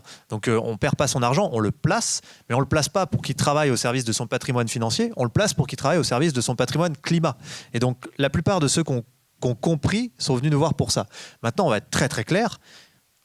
J'ai monté des boîtes avant, ça n'avait rien à voir en termes de difficulté. C'est un parcours du combattant de ma boule, Team for the Planet, c'est extrêmement dur. Si on n'avait pas tous les citoyens, tous les associés qui nous avaient soutenus pour ouvrir les portes, pour que les mecs se posent des questions, ça n'aurait jamais été possible. Personne n'aurait investi ces montants-là. Et encore aujourd'hui, c'est très très dur. La plupart des mecs nous disent, c'est génial ce que vous faites, bravo, mais moi je veux faire du pognon, quoi. Et clairement, ils nous le disent comme ça, quoi. Enfin, j'arrive de Monaco là, et je peux vous jurer que j'ai vu des milliardaires il y a un mec qui m'a dit, j'ai filé 1 milliard à mon fils pour qu'il s'essaye à la bourse. Le fils, il a 16 ans. J'étais là, peut-être il y a des trucs plus utiles à faire avec ton milliard, si tu veux, on en parle. Mais en tout cas, ce qui est assez dingue, c'est de se rendre compte que même les gens très fortunés sont encore dans des délires de il faut faire du rendement financier et tout. Et donc aujourd'hui, c'est extrêmement difficile. C'est très dur pour nous d'aller trouver de l'argent. On commence à y arriver, mais c'est parce qu'on a fait la preuve de concept. Aujourd'hui, on a 14 boîtes en cours de déploiement. Certaines de nos boîtes arrivent aux 10 millions de chiffre d'affaires. Ça y est, c'est des vraies boîtes, c'est plus juste Comment vous le trouvez? Du coup, ça, c'était ma question d'après. Ouais. C'était donc vous, c'est plutôt des boîtes ils sont quelle maturité d'entreprise plutôt? En général, c'est quand même, tu sais, il y a l'échelle de TRL. Je ne sais pas si vous connaissez, c'est l'échelle scientifique pour estimer à quelle maturité est un projet. Donc 0, c'est un PowerPoint, 10, c'est partout dans le monde. Nous, c'est plutôt entre 5 et 7. Et c'est ça qui est dingue, c'est qu'entre 5 et 7, les trucs qui marchent, ils sont déjà à une échelle intéressante, souvent locale. Mais pour autant, il manque ce truc pour qu'ils arrivent à traverser la vallée de la mort. Donc on va chercher ces projets à ce stade-là. Et en général, ils sont pas loin de pouvoir vendre, mais ils ont vraiment besoin de l'équipe entrepreneuriale, de pouvoir changer d'échelle et donc d'arriver à se structurer. Et nous, souvent, on recrée carrément l'équipe l'entrepreneur. En plus de l'argent, donc vous venez, donc j'ai une idée, un produit qui a fait ses preuves. Donc en plus de m'aider à me financer, vous allez aussi m'aider à trouver la bonne équipe pour exécuter. Ouais, par exemple Beyond the Sea, qui est la boîte de Yves Parlier. Je ne sais pas si vous connaissez Yves Parlier, le navigateur du Vendée Globe qui avait pété son mât là, et qui avait mangé des algues pendant quelques semaines. Lui, en fait, sa passion, c'est le vent, voilà, sans grande surprise. Et donc, après la course au large, il s'est dit, moi, j'ai envie de contribuer à décarboner la marine marchande. La marine marchande, si c'était un pays, ça serait le 6e plus gros pollueur du monde. En gros, c'est l'équivalent de la France en termes de pollution. C'est monstrueux, enfin, un peu plus. Et c'est 100 000 bateaux. Et ces 100 000 bateaux, il y a plein de gens qui vont vous dire, oui, maintenant, il faut faire des bateaux à hydrogène. Mais en fait, les constructeurs de bateaux, ils vous disent, mais jamais. En fait, nous, c'est du CAPEX, c'est des investissements qu'on a faits, c'est des décennies d'investissements. Donc, c'est juste hors de question qu'on les remplace maintenant. De toute façon, on ne peut pas économiquement. Et puis après, il y a des gens qui vont dire, bah cool, on met des voiles, alors on refait des bateaux à voile comme avant. Et ce que Yves a constaté, c'est qu'en fait, si on fait ça, on passe complètement à côté de tout ce qu'on a appris sur les vents ces dernières décennies. Parce qu'en fait, il y a une constance des vents beaucoup plus importante en haute altitude, et surtout, il y a un facteur de traction qui peut aller jusqu'à 10 fois. Et donc lui, ce qu'il a développé, c'est des espèces de voiles de kitesurf géantes. Chaque fois, il me bute quand je vulgarise comme ça, mais au moins on comprend, qui montent en très haute altitude, au moins 100 mètres d'altitude au-dessus des bateaux, et qui sont pilotés par une IA, pour le coup, et qui font des 8, quoi, comme un kite. Et donc, quand on l'a rencontré, juste pour te dire à quel point on a dû restructurer, ça, c'était dans sa tête, quoi. C'était un truc, il avait fait des super modèles mathématiques, il avait quelques ingénieurs qui avaient bossé avec lui, le truc marchait en théorie, il y avait une bagnole tirée sur une plage par une voile de 9 mètres carrés, donc déjà, quand tu arrives, il faut faut quand même être serein, mais en fait, en vrai, quand on a fait passer au comité scientifique, ils nous ont dit, il a complètement raison, en fait, c'est carrément un truc qui fait sens. Et donc, on a recruté Marc Thiépon, qui est un super entrepreneur de la marine marchande, qui avait des décennies d'expérience là-dedans. Il est arrivé, et je me rappelle très bien, le premier truc qu'il nous a dit, c'est, dans 6 mois, il y a un bateau à l'eau, et il coulera s'il faut, mais on va le mettre à l'eau, on va avancer.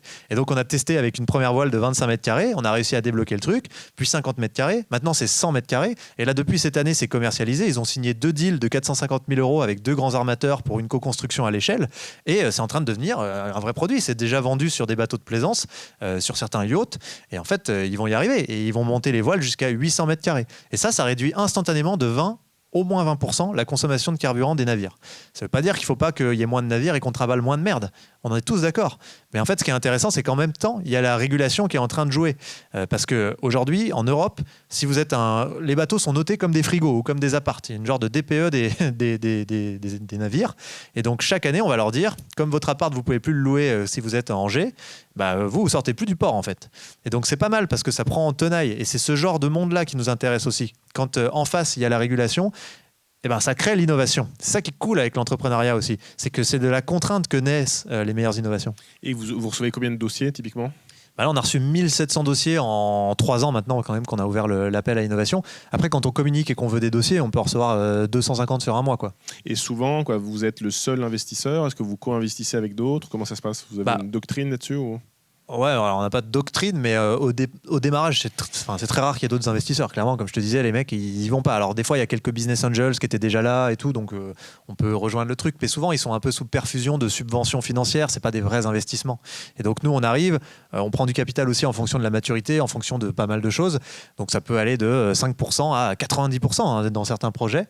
Et une fois qu'on est installé, souvent, quand on a commencé à démarrer un peu le truc, on va rester sur Yves Parlier. Il a pris 3 millions de financement de BPI direct, et puis maintenant il commence à y avoir des gros qui veulent co-investir. Mais c'est tout l'intérêt. Nous, on n'est pas là pour dire BPI a investi 3 millions après vous, en même temps après nous. Ouais. Ils sont venus en effet de levier une fois qu'on avait permis de démontrer 2-3 trucs. Et en fait, c'est ça qui est intéressant aussi, c'est que nous, on voit qu'on arrive à déclencher les investissements de l'économie traditionnelle parce qu'on a permis à ces innovations de sortir de la tête de l'eau. Et c'est ça tout le rôle de Team for the Planet, c'est de dire il y a ces innovations qui ont vraiment un potentiel. Il faut les aider à passer au stade où elles deviennent finançables par le monde à très grande échelle, quoi. Et les thèmes, du coup, vous avez des thèmes de prédilection ou... Ouais, en fait, on a une matrice de 20 problématiques majeures. Et comment on a fait cette matrice ? En fait, c'est les 5 secteurs les plus émetteurs de gaz à effet de serre dans le monde, donc l'industrie, le bâtiment, les transports, l'agriculture, la fabrique d'énergie et de chaleur. Ça, c'est les 5 secteurs, ils représentent plus de 90% des émissions mondiales de CO2. Et après, le GIEC nous dit qu'il y a 4 axes d'action qui sont la sobriété, l'efficacité énergétique, le zéro émission et la captation. Et donc, quand on recoupe, ça produit 20 problèmes majeurs auxquels il faut absolument que l'humanité puisse répondre si on veut faire la transition écologique. Donc nous, on ne reste que sur ces 20 problèmes, on ne sort pas de cette grille, parce que comme dit ma grand-mère, quand on veut tout faire, on fait rien. Donc on essaie d'avoir une thèse d'investissement claire. D'accord. Et comment, du coup, vous avez une équipe qui va essayer de trouver du coup des solutions, ou est-ce que du coup, comment ça se passe un peu pour... Alors non, vraiment, là, c'est la force du collectif, c'est que les gens parlent de nous partout, et dès qu'il y a un innovateur, quand on parlait de nous, il sait qu'il peut postuler, et quand les gens voient une innovation cool, ils sont en mode chasseur de tête, ils disent « Ah, postule à Team for the Planet ». Ça marche pas mal, enfin honnêtement, c'est ce qui nous ramène tout le monde, quoi. Il n'y a pas d'autres fonds maintenant qui vous flèchent des projets ou Si, on a eu pas mal de discussions avec tous les acteurs un peu traditionnels qui nous proposent parfois du deal flow, mais C'est arrivé une ou deux fois qu'il y ait ça, mais pour l'instant, c'est pas le gros du truc. Vraiment, c'est le collectif qui marche le mieux, quoi. Et comment, donc, le ticket moyen, bon, vous avez fait quoi, une dizaine d'investissements, tu disais? Ouais, on a investi pour l'instant un peu plus de 25 millions d'euros et on a 14 boîtes, donc voilà, c'était bon en maths. Moi, j'ai fait fac de sport. Ok. Et ça fait donc là, donc, ouais, d'où l'importance de continuer à relever. Hein. Donc ça veut dire qu'en gros, il te reste quoi, 7-8 millions Qu'on va investir en plus là, parce que nous, notre but, c'est pas d'être assis sur une montagne de cash, hein. C'est de dépenser cet argent. Donc là, on a déjà des projets en cours là. D'accord. Et comment, du coup, alors, tu parlais un peu du changement d'échelle. C'est quoi ce que tu vis, du coup on en parlait un petit peu tous les deux de voilà, tous ces gens très fortunés. Comment, du coup, on peut essayer de les faire passer à l'échelle? Est-ce que tu arrives un peu à comprendre, passer à l'action? Qu'est-ce qui fait qu'ils ont envie de donner plusieurs millions, voire plus? Est-ce que le fait que l'État t'aide, est-ce que je sais pas, est-ce qu'il y a des fonds souverains de certains pays qui pourraient abonder ou... Bon, je vais être très sincère, j'ai aucune idée de si on va y arriver, hein. Franchement, je ne sais pas. Peut-être qu'on n'y arrivera pas. En fait, de toute façon, les 14 boîtes, elles sont là, elles se déploient. Ce qui est fait n'est plus à faire et on ne nous l'enlèvera pas. Mais je ne sais pas du tout si on arrivera à embarquer le monde économique traditionnel parce que ils sont vraiment très matrixés, hein, pour être tout à fait honnête. Moi, j'ai jamais un type... Encore tout à l'heure, là, je me suis arrêté à Paris pour faire un stop, un rendez-vous et le mec, je lui parle du dividende climat, il me dit « C'est génial, hein, mais comment on gagne de l'argent avec le dividende climat ?» Et putain, à chaque fois, quoi. Et donc, franchement, c'est un chemin de croix, le truc. Donc, je ne sais pas comment on va faire. J'ai remarqué un truc récemment qui les fait quand même se lever de leur chaise. Et c'est vrai, c'est qu'en fait, ce qui se joue, c'est avant tout une révolution industrielle. Il y a un énorme enjeu de géopolitique parce que faire sortir ces champions du monde de demain, ça demande de faire ce pas de côté. Si on ne fait pas ce pas de côté, on va les louper, on va passer à côté. Mais il y a d'autres pays, comme la Chine, par exemple, qui font ce pas de côté parce qu'en fait, ils s'en foutent. De toute façon, ils n'ont pas nos contraintes et ils ont un fonctionnement que vous connaissez qui leur permet de faire ça. Mais du coup, ils sont en train de gagner cette bataille-là. Et en fait, ça va être la plus grande puissance du monde de demain. Et les mecs commencent à percuter un peu que c'est pas... parce qu'en fait, les gens très très fortunés, quand on leur dit vos enfants sont dans la merde, ils s'en foutent. Ils y croient pas. Ils disent non, tranquille, nous on a un bunker. Hein. Mais vraiment. Enfin, j'ai vraiment eu ça. Et donc, le seul moyen de les faire bouger, c'est de leur dire les Chinois vont nous niquer. Voilà. Alors, écoutez, on fait avec ce qu'on a comme discours. Hein. On coupera la vidéo. Et une anecdote que tu me racontais que j'ai trouvé hyper intéressante, tu disais l'importance des épouses dans l'histoire. Ouais, bah carrément. Hein. C'est souvent les femmes qui font avancer le schmilblick. C'est vrai. Enfin là, quand j'étais à Monaco avec les milliardaires, c'est leurs épouses qui souvent les poussent et qui les font réfléchir et qui leur font prendre du recul. Je sais pas pourquoi. Je sais pas pourquoi il y a plus de sagesse du côté des femmes, pourquoi il y a une meilleure capacité à comprendre les enjeux et à comprendre à quel point en fait il faut qu'on dépasse ce délire de toujours transformer 1 euro en 2 euros. Parce que là, on ressemble à des écureuils en train de faire une montagne de glands alors qu'ils sont entourés par les flammes, quoi. Je pense qu'à un moment, je sais pas, les femmes arrivent à mieux comprendre ça, j'ai l'impression. Est-ce que vous regardez justement dans les équipes, c'est un des gros sujets en ce moment sur les équipes entrepreneuriales, en gros les équipes mixtes, plus il y a de femmes, plus les boîtes sont performantes en gros. Est-ce que ça c'est quelque chose que vous regardez du coup dans les équipes que vous essayez de créer Alors ouais, et c'est un gros point de frustration. Alors en général, dans les équipes, les employés des boîtes, c'est très bien, la parité elle est assez facile à avoir. Par contre, les CEO, pour gérer les boîtes, on a 2% de candidatures en femmes. Et moi, je me suis posé 1000 questions là-dessus. Hein. Vraiment, je me suis dit, mais putain, c'est nous qui devons mal orienter, on a des biais. On n'a pas de cofondateur femme. Enfin, il y en avait une, Colline, mais bon, elle a une famille maintenant. Et du coup, c'était très dur de porter Team for the Planet en même temps que la naissance de sa fille. Mais bref, tout ça pour dire qu'on n'arrive pas à avoir plus de... Et donc, notre recruteuse, c'est une femme qui est spécialisée sur le sujet. Et en fait, elle me dit, en fait, c'est juste que je crois qu'on demande tellement aux femmes d'entreprendre comme des hommes, encore dans notre société, qu'il n'y a pas tant de femmes qui sont là. Puis il y a aussi un espèce d'énorme syndrome de l'imposteur, parce que les quelques femmes à qui on a parlé étaient brillantissimes, et vraiment, elles pouvaient carrément correspondre. Et à côté, il y avait des badabeux qui étaient 3 fois moins compétents et qui disaient moi, je suis le mec parfait pour le poste. Et du coup, je pense qu'il y a aussi des biais de société, quoi. Et ils ont quel âge en moyenne? C'est un peu tout âge ou... Non, c'est 50 ans en vrai. Hein. C'est plutôt des entrepreneurs Très capés. Ouais, et puis qui n'ont plus trop besoin de... Enfin, ils s'en foutent, quoi. Ils s'en foutent de faire une licorne, tu vois. C'est pas leur sujet. Eux, ils veulent avoir de l'impact et servir à quelque chose, quoi. Et franchement, ça, c'est beau, par contre. C'est vraiment un truc que je trouve beau parce qu'on nous avait dit ça sera impossible. Vous n'allez pas faire venir des mecs qui sont des entrepreneurs, qui ont besoin que ça soit leur idée. Vous n'allez pas les greffer sur une pousse qui a déjà commencé. Et en fait, si, carrément, ça marche super bien. Il n'y a pas de pattern, vous n'avez pas eu de problème, d'erreur de casting Si. Alors là, attention, hein, là on raconte ce qui va bien, hein, mais si vous voulez qu'on raconte ce qui va pas, on est parti, hein, on fait une autre conférence. Si, on n'arrête pas. On a changé plusieurs fois des CEO, on a eu plein de galères, enfin franchement, tous les jours. Et aujourd'hui, vous vous dites déjà, est-ce que vous vous êtes donné des horizons de vendre une partie de vos participations pour justement réalimenter? C'est quelque chose qui vous est déjà un peu dans le radar ou c'est trop tôt peut-être? Ça fait partie du modèle. En plus, c'est pour alimenter le fonds de réserve qu'on a qui permet aux actionnaires de ressortir à 1 euro pour 1 euro. Donc ce fonds de réserve est statutaire et dans les règles, quand on fait un exit, il faut qu'il y ait une partie qui revienne dessus. Mais pour l'instant, on a eu une proposition de rachat, préparez-vous. C'est une boîte qu'on a, c'est la seule, qui fait de la captation. C'est une roche volcanique qui s'appelle l'olivine. Et en gros, cette roche, elle minéralise, quand on la met dans l'eau des océans, elle minéralise le CO2. C'est un processus naturel. En fait, il y a 700 millions d'années, la Terre, c'était une boule de glace parce qu'il y a eu ce procédé qui s'est un peu emballé. Et en fait, cette roche volcanique, c'est un déchet des mines aujourd'hui. On ne sait pas trop quoi en faire, mais quand on la met dans l'eau et qu'elle est brassée, par exemple sur une plage, ça a un pouvoir de captation énorme. Donc nous, on a fait pas mal d'expérimentations parce qu'on ne voulait pas passer ça. De toute façon, il faut plein d'autorisations. Donc clairement, on était dans plutôt une démarche de validation scientifique. On a fait des mésocosmes, c'est des reproductions indoor, en gros, des conditions de différents océans pour pouvoir tester. Et on a obtenu pas mal de bons résultats. Et à la fin de ces résultats, on a Sokar, qui est une compagnie pétrolière d'Azerbaïdjan, qui nous a proposé un énorme chèque pour racheter le truc. Et on a dit, bon là les frérots, on n'est pas trop chaud quoi. Vendre à un état sanguinaire et une compagnie pétrolière de l'état sanguinaire, bon, c'est peut-être pas le meilleur exit pour commencer quoi. Ouais, en termes d'image. C'est quoi à quel moment, on voit l'énergie que tu as, la passion, j'imagine que tu manges, tu dors, tu respires Team for the Planet. À quel moment tu vas dire que tu as commencé à réussir ou à la hauteur de ton ambition? Quand je suis inutile, hein. C'est, je pense, la réponse que j'ai depuis toujours. Moi, en vrai de vrai, j'ai surtout envie d'aller passer du temps en montagne, hein, et j'essaie de le faire le plus possible. Mais moi, le jour où je sers à rien, ça serait tellement bien que je puisse m'en aller, quoi, et juste de laisser ce truc grandir sans moi, parce que déjà c'est fatigant, hein, je ne vais pas vous mentir, il y a un moment quand même, et puis en plus ça serait la réussite pour moi, parce que c'est ça la force du collectif et de l'entreprise, c'est que les humains passent mais le projet reste, et donc pour l'instant on n'y est pas encore, mais pour moi c'est ça une boîte qui a réussi, c'est qu'elle peut se passer des humains, elle dit c'est bon les gars, vous pouvez vous casser, en fait nous on n'a plus besoin de vous, on en a d'autres, des humains qui seront très cool et encore meilleurs que vous, et donc je pense que c'est notre rêve à tous les cofondateurs, mais c'est long ça, de toute façon on l'a tous vu, hein, quand on monte une boîte. Et c'est un thème qui est un peu dans l'actualité en ce moment. Comment on fait pour faire Team for the Planet européen, parce qu'on parle tout le temps de notre futur européen. Est-ce que c'est faisable, est-ce que c'est possible, est-ce que c'est souhaitable? Écoute, là où il y a une percée côté Europe, c'est avec le dividende climat, parce que il commence à y avoir des vraies discussions peut-être pour le rentrer dans la taxonomie, ce qui serait complètement game changer, hein. Pour moi, ça serait juste on aurait eu un co-bénéfice de notre action complètement fou. On a des actionnaires un peu partout, hein. L'Italie, il y a beaucoup d'actionnaires. La Pologne, il y a beaucoup d'actionnaires.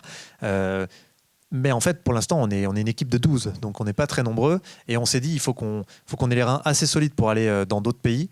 Et donc c'est pour ça que là, c'est un moment charnière pour l'aventure Team for the Planet, parce que si on arrive à embarquer des grands investisseurs qui viennent vraiment mettre de l'argent, genre vraiment des milliardaires qui disent je mets 10 millions, je mets 20 millions, je mets 30 millions, on aura la capacité d'y aller à l'international. Et en plus, ce qui est génial, c'est que tout l'IP, en tout cas, tout est déjà prêt en fait. Là, ça sera facile de passer à l'international. Tout est centralisé. Le fait de recevoir les dossiers, de pouvoir les trier, les sélectionner, les financer, les suivre, etc. Tout ça, c'est bon là. Donc maintenant, il nous faut des moyens. Franchement, et franchement, encore une fois, partout on nous dit c'est trop bien les gars, machin, bravo et tout, mais j'ai aucune idée de si on va y arriver, hein. Vraiment, hein, ça se trouve on n'y arrivera pas, ça se trouve personne ne va venir vraiment mettre de l'argent chez nous, des grands investisseurs ils vont peut-être dire super les citoyens, continuez, mais je sais pas si ça marchera quoi. Et qu'est-ce qui explique que les grandes banques d'État, parce que ce que tu décris c'est quand même assez proche de ce qu'on attend d'une banque étatique, hein. On sait que dans le passé on a quand même fait des investissements plus ou moins avisés, plus ou moins influencés par les publics, les élus, etc.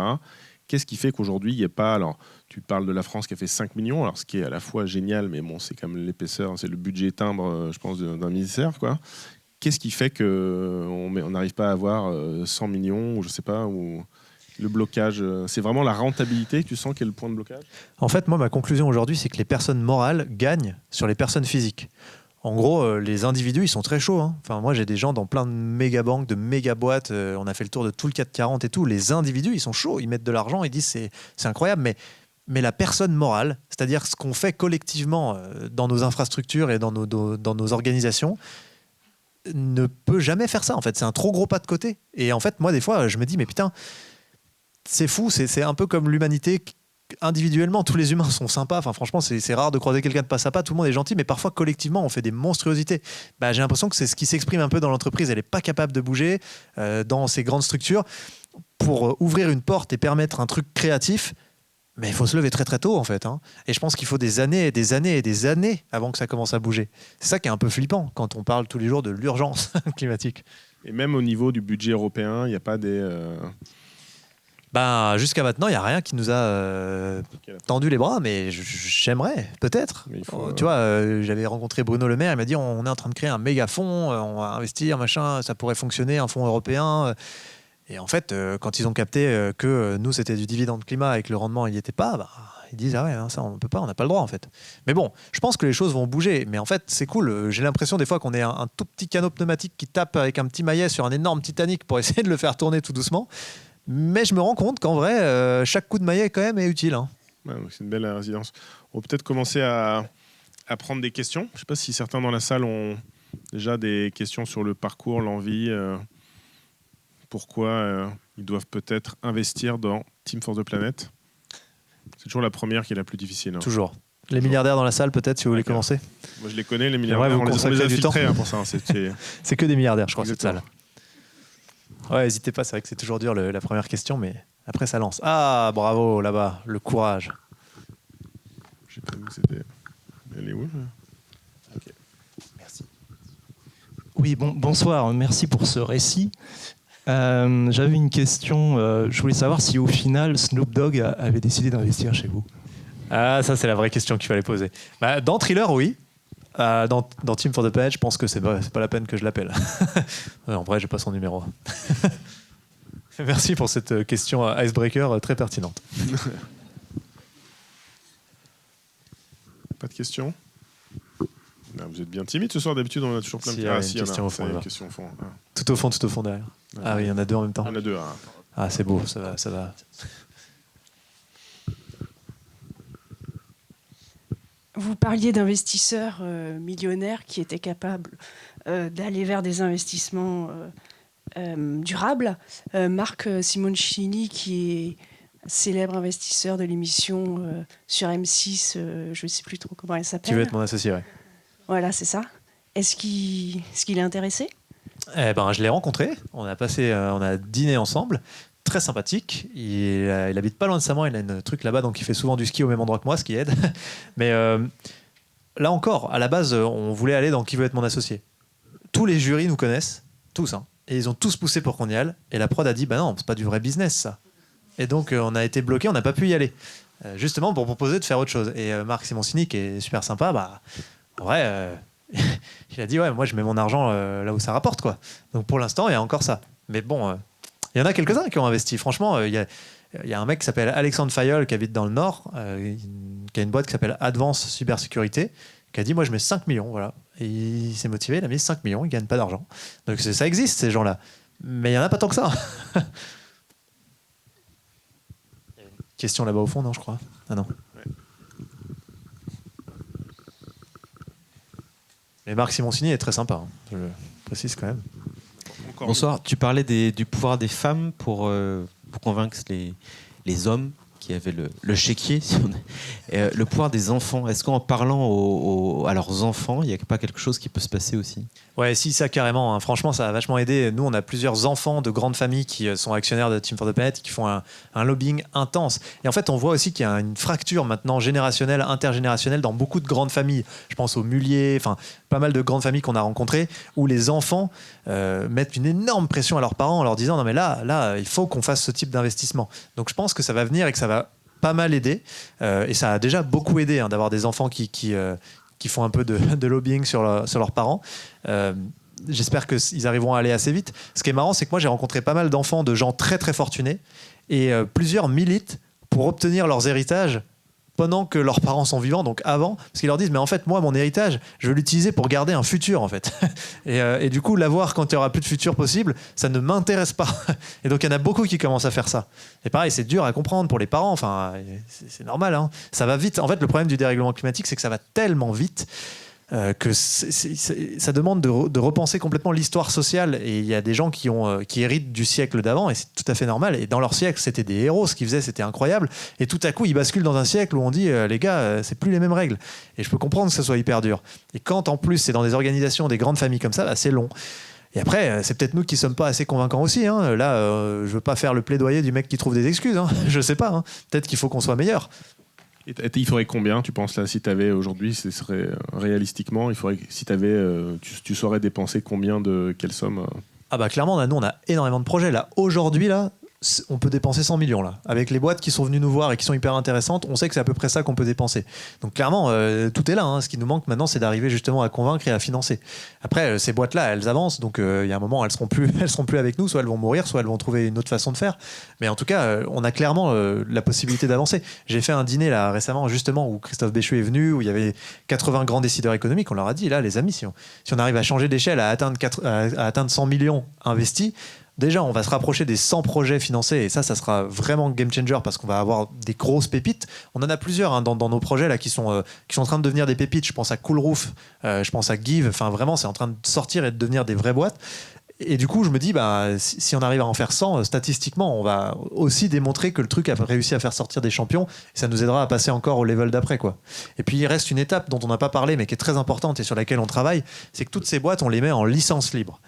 Donc c'est inspiré de l'open source, mais attention, ça ne veut pas dire open bar. En gros, la licence libre, c'est de dire on va les aider à atteindre un marché immense beaucoup plus vite. Et donc pour faire ça, en gros, il y a des brevets hein, sur ces boîtes à chaque fois, et on met le brevet gratuitement à disposition de n'importe qui dans le monde. Donc les gens peuvent copier et commercialiser l'innovation. Par contre, en échange, il y a des devoirs. Le premier, c'est de repartager ses propres améliorations avec l'ensemble des possédants de la licence. Donc en fait, on mutualise la R&D et on va beaucoup plus vite à la maturité des innovations. Ça a été démontré dans plein de domaines. Et le deuxième, c'est de nous partager l'impact en tonnes de CO2 évitées. Ça, c'est génial parce que nous, c'est ce qu'on communique à nos actionnaires. Donc eux, ils reçoivent du dividende climat pour toutes les boîtes qu'on a fait, plus pour toutes les boîtes qui se créent en copiant les boîtes qu'on a fait. Et donc ça, tous nos innovateurs signent de base dans le pacte d'actionnaires. Ils sont d'accord pour qu'on mette ces boîtes-là en licence libre. Et typiquement, on parlait des Chinois au moment qu'on va couper. Mais les Chinois, par exemple, ils ont gagné la bataille, ils sont en train de la gagner, la bataille du véhicule électrique avec de la licence libre. En gros, ils ont dit, nous, on laisse n'importe qui construire des véhicules chinois partout. Allez-y, faites-vous plaisir. Par contre, vous utilisez impérativement nos pièces, nos matériaux, nos ressources. Ils gagnent sur tous les tableaux en faisant ça. Et même nos boîtes, nous, quand on fait les calculs, y aller avec la licence libre, ça sera plus viable économiquement. Ils vont être plus vite viables, ils vont gagner plus d'argent et ils vont permettre d'ouvrir un marché beaucoup plus grand qu'on va se partager avec beaucoup. Mais en fait, c'est comme Elon Musk avec ses superchargeurs. Le mec, il a fait des superchargeurs qui chargent mieux que les autres. Il y a mis des milliards. Et il s'est dit, si je suis tout seul à équiper les routes du monde, en fait, le marché de l'électrique, il est prêt en 2050. Donc, ça sert à quoi d'être leader sur un truc qui est prêt en 2050 ? Moi, je veux être leader sur un truc énorme en 2030. Et donc, il a mis en licence libre, il a dit aux autres constructeurs, prenez mes superchargeurs, équipez les routes du monde avec moi, j'ai intérêt à faire ça. Et donc, c'est ça qu'on fait aussi, parce que là, il faut densifier les marchés et il faut aller beaucoup plus vite. Et donc, cette année, elle est game changer aussi pour nous, parce que on est en train de produire les licences libres de toutes les premières boîtes là.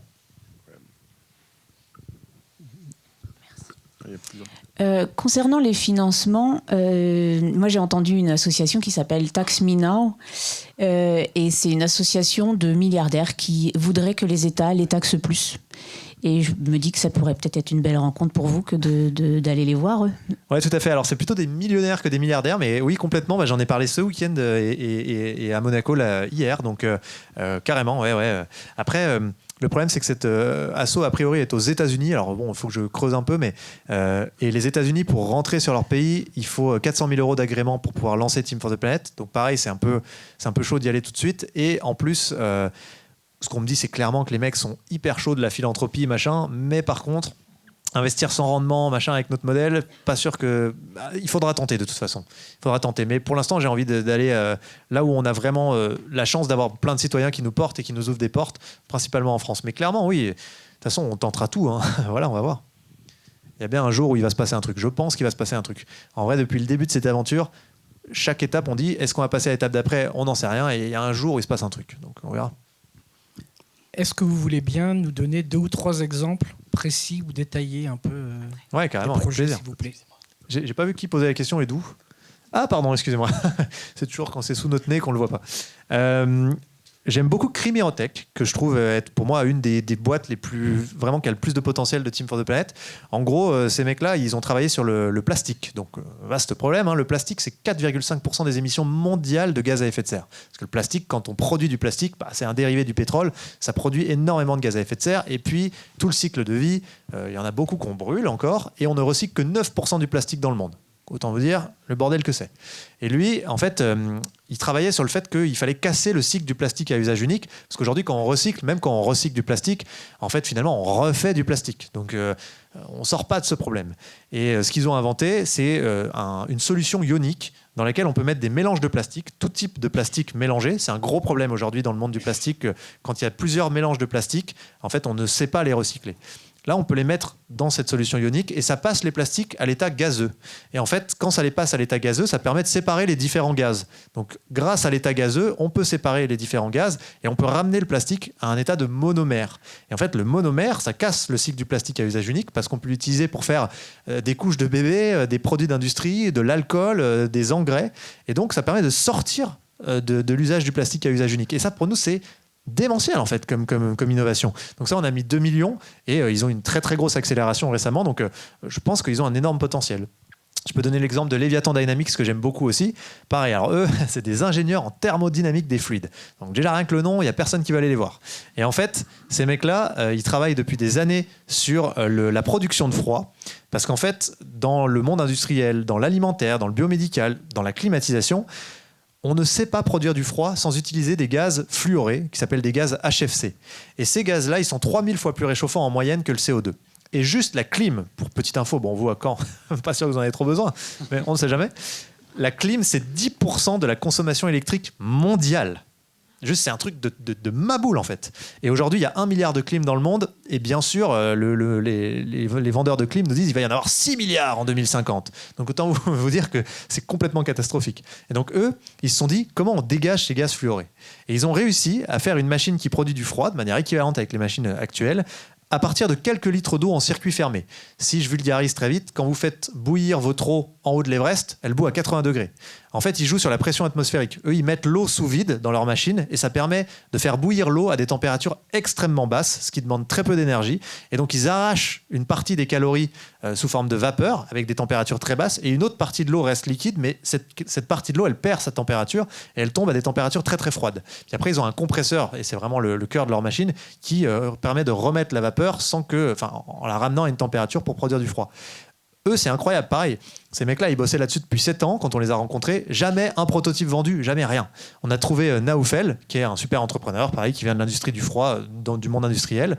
Et premier truc qu'on a dit, c'est OK, on met 350 000 €, on veut voir 3 prototypes vendus avant la fin de l'année. Et en 3 mois, il a vendu les 3 prototypes. Et il a signé un deal avec Arianespace, ils ont fait 1 million de chiffre d'affaires direct. Et on s'est dit, OK, en fait, ce combo marche. C'est juste que les mecs sont des chercheurs, en fait. Ils ne vont jamais aller vendre. Et donc là, maintenant, Arianespace, Leviathan Dynamics, ce qui est incroyable, c'est qu'ils ont un concurrent allemand qui a plus ou moins une techno. Alors, eux, ils n'utilisent pas 0 gaz fluoré, mais ils ont des gaz beaucoup moins nocifs.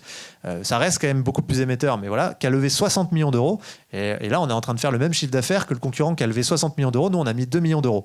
Pourquoi? Parce que la communauté de Team for the Planet leur envoie du client, mais à la pelleteuse, ils ne savent même pas le traiter. Donc ça fait partie de ces innovations. Je peux donner encore un exemple si besoin, mais peut-être pas spoiler toutes les questions. Vous voulez? Ah, là, cool, là, il y a de la question en pagaille. Moi, je voulais savoir si vous aviez un rôle de conseil ou d'accompagnement auprès de vos investisseurs, qui peuvent être des grands groupes, des distributeurs ou des industriels peut-être, pour leur développement à eux en propre, enfin que ce soit pas juste une case cochée, voilà, on investit et qu'après il y ait toujours cette production d'externalités négatives en fait. Ouais, bah en fait on a que 24 heures dans la journée et on n'y arrive pas. On aimerait beaucoup. Par contre, ce qu'on voit, c'est que la plupart de ceux, je pense au groupe Duval, par exemple, un groupe d'immobilier qui a investi chez nous, où il y a Orano qui a investi chez nous, par exemple 500 000 €, souvent ils utilisent les innovations de Team for the Planet ou le pipe qu'on a chez eux. Et en fait, ça les aide aussi à se décarboner. Et puis ce qu'on propose aux grands investisseurs, et ça c'est intéressant, c'est ils nous aident à semer les graines Et quand les graines poussent, en gros, après, ils peuvent co-investir avec nous dans les tours de table d'après. Et donc là, ils rentrent dans des conditions plus normales, on va dire, plus faciles à faire pour eux. Et donc, ils ont permis de faire germer la graine et derrière, ils la déploient à encore plus grande échelle. Mais en gros, on est incapable d'aller... ils ont des telles problématiques. Nous, on a tous les directeurs RSE et tout avec qui on a parlé, mais à 12, c'est impossible. Déjà, ce qu'on fait au quotidien, c'est un bordel. Mais alors, si on devait aller en plus faire du conseil pour les grands groupes, on aimerait beaucoup, mais il faudrait qu'on monte une start-up à côté, quoi. Tu parlais de la difficulté rencontrée vis-à-vis de la société à faire ce pas de côté. Est-ce que, avec ton expérience, tu as des leviers justement pour favoriser cette prise de conscience et faire ce pas de côté de toi vis-à-vis de Team for the Planet ou de nous en tant que citoyens? Ouais, juste ça me fait penser à un truc et je vais répondre par ça d'abord. En fait, ce qu'on a constaté quand même, c'est que quand on fait un exemple dans la vraie vie et qu'on démontre la réalité de cet exemple, on arrive à faire bouger les politiques, ce qui est un truc quand même compliqué. Hein. Et ça, c'est un truc qu'on a vérifié récemment. En fait, on est toujours en colère contre nos politiques parce qu'on attend qu'ils trouvent des solutions à nos problèmes. Mais les mecs ne pourront jamais faire ça. En fait, ils sont dans un monde où ils ne peuvent pas structurellement, et en plus, c'est pas leur métier. Par contre, ils peuvent aider des initiatives de la société civile qui sont suffisamment capables de démontrer la réalité de ce qu'elles font, et ils peuvent à ce moment-là se greffer un peu dessus et les aider. Bon, il y en a qui les récupèrent et qui les butent, ça arrive aussi, mais en tout cas, je pense que vraiment pour changer les choses, il faut faire des exemples concrets. Il ne faut pas juste dire il faudrait faire comme ça. Il faut le faire à un tel niveau que le truc devient vraiment tangible, et là quand même on sent qu'il peut se passer des trucs. Et après, pour aider à faire changer les mentalités, franchement, moi je sais pas, on fait des posts LinkedIn tous les jours, on communique à mort, on fait 150 millions de vues par an sur les réseaux sociaux avec Team for the Planet, on a même fait un média à côté pour faire des interviews de penseurs sur ces sujets et tout. Ça fait des vues quoi, mais en fait, il y a un problème aussi, c'est que le monde médiatique dans lequel on est, lui aussi, il est soumis aux injonctions de il faut faire de la thune, il faut faire des clics, donc il faut faire du buzz, il faut poser des camps, et puis il faut pas trop parler quand même de sortir du business as usual, parce que la plupart des grands médias sont possédés par des milliardaires qui n'ont absolument pas cet intérêt. Et franchement, on l'a vu, nous, on n'a pas du tout de couverture médiatique, hein. C'est nous, notre propre média. Hein. Quand la France a investi, il n'y a pas eu d'article, il y a eu un pauvre truc dans les Échos parce que c'est Béchu qui les a saoulés. Et voilà. Et en fait, les mecs, juste, ils n'ont pas intérêt à faire parler de ces choses-là. Donc, je ne veux pas tomber dans la théorie du complot non plus. C'est compliqué ce qu'on fait, donc c'est dur pour un média de le raconter. Mais je pense que il n'y a que le bouche à oreille là en fait pour que les choses progressent, parce que les médias vont pas commencer du jour au lendemain à dire alors dans les entreprises c'est vraiment le cœur du réacteur pour faire la transition, il faut aller travailler les modèles actionnariales parce qu'en fait ils nous foutent dans la merde, ça crée des externalités. T'imagines le bordel. Les mecs, tout ce qu'ils veulent relayer, c'est quand on fait un apéro avec quelques associés sur les quais. Alors là ils disent ah oui, oh là c'est bien, il faut en parler, c'est bien, c'est accessible à tout le monde. Et tu vois, c'est ça qui est compliqué, et donc on est obligé de faire ce travail de proche en proche et de faire du bouche à oreille entre nous pour faire connaître le truc. Je vois pas d'autre solution. Mais il faut quand même se rappeler que 60% de la traction des marques dans le monde, c'est le bouche à oreille. Donc c'est le marketing, l'argent, les médias, c'est une partie, mais c'est pas tout quoi. Même avec la taille que vous avez maintenant, il y a en tout cas, c'est pas un sujet qui est attirant pour les médias. Vous n'avez pas de... Vraiment pas. Les médias, quand ils veulent me parler, souvent c'est à moi qu'ils veulent parler parce qu'ils veulent un expert. Et ce qu'ils veulent, c'est chaque fois la même chose, c'est me foutre dans un camp entre guillemets et m'opposer à un autre camp. Et ils veulent juste qu'on se tape sur la gueule dans une émission quoi. Donc pour l'instant, je le fais pas parce que moi c'est pas le but en fait avec Team for the Planet. Et ça les intéresse pas Team for the Planet. Chaque fois qu'on a fait on a eu une une sur Le Monde en ligne et tout, mais c'était des journalistes économiques qui ont eu vraiment envie de faire un truc, mais ils n'ont jamais parlé de tout le truc. Ils disent juste, ils trouvent des innovations, ils les financent. Donc la plupart des gens nous résument à ça en fait. Ils comprennent pas du tout toute la profondeur de cette grande expérience de nouveaux modèles d'affaires qui est unique au monde, qu'on essaye de déployer pour faire bouger le monde de l'entreprise. Et donc les gens disent ouais bon, ils financent des entreprises et ils font des posts LinkedIn quoi. Ouais, les gars, on se fait un peu plus chier que ça. Hein. Merci pour ton enthousiasme communicatif. Merci. On entend souvent le reproche fait à Team for the Planet d'être très orienté techno, quasiment que techno, et de faire croire que seule la techno, on pourrait se satisfaire uniquement de la techno pour sortir de l'ornière.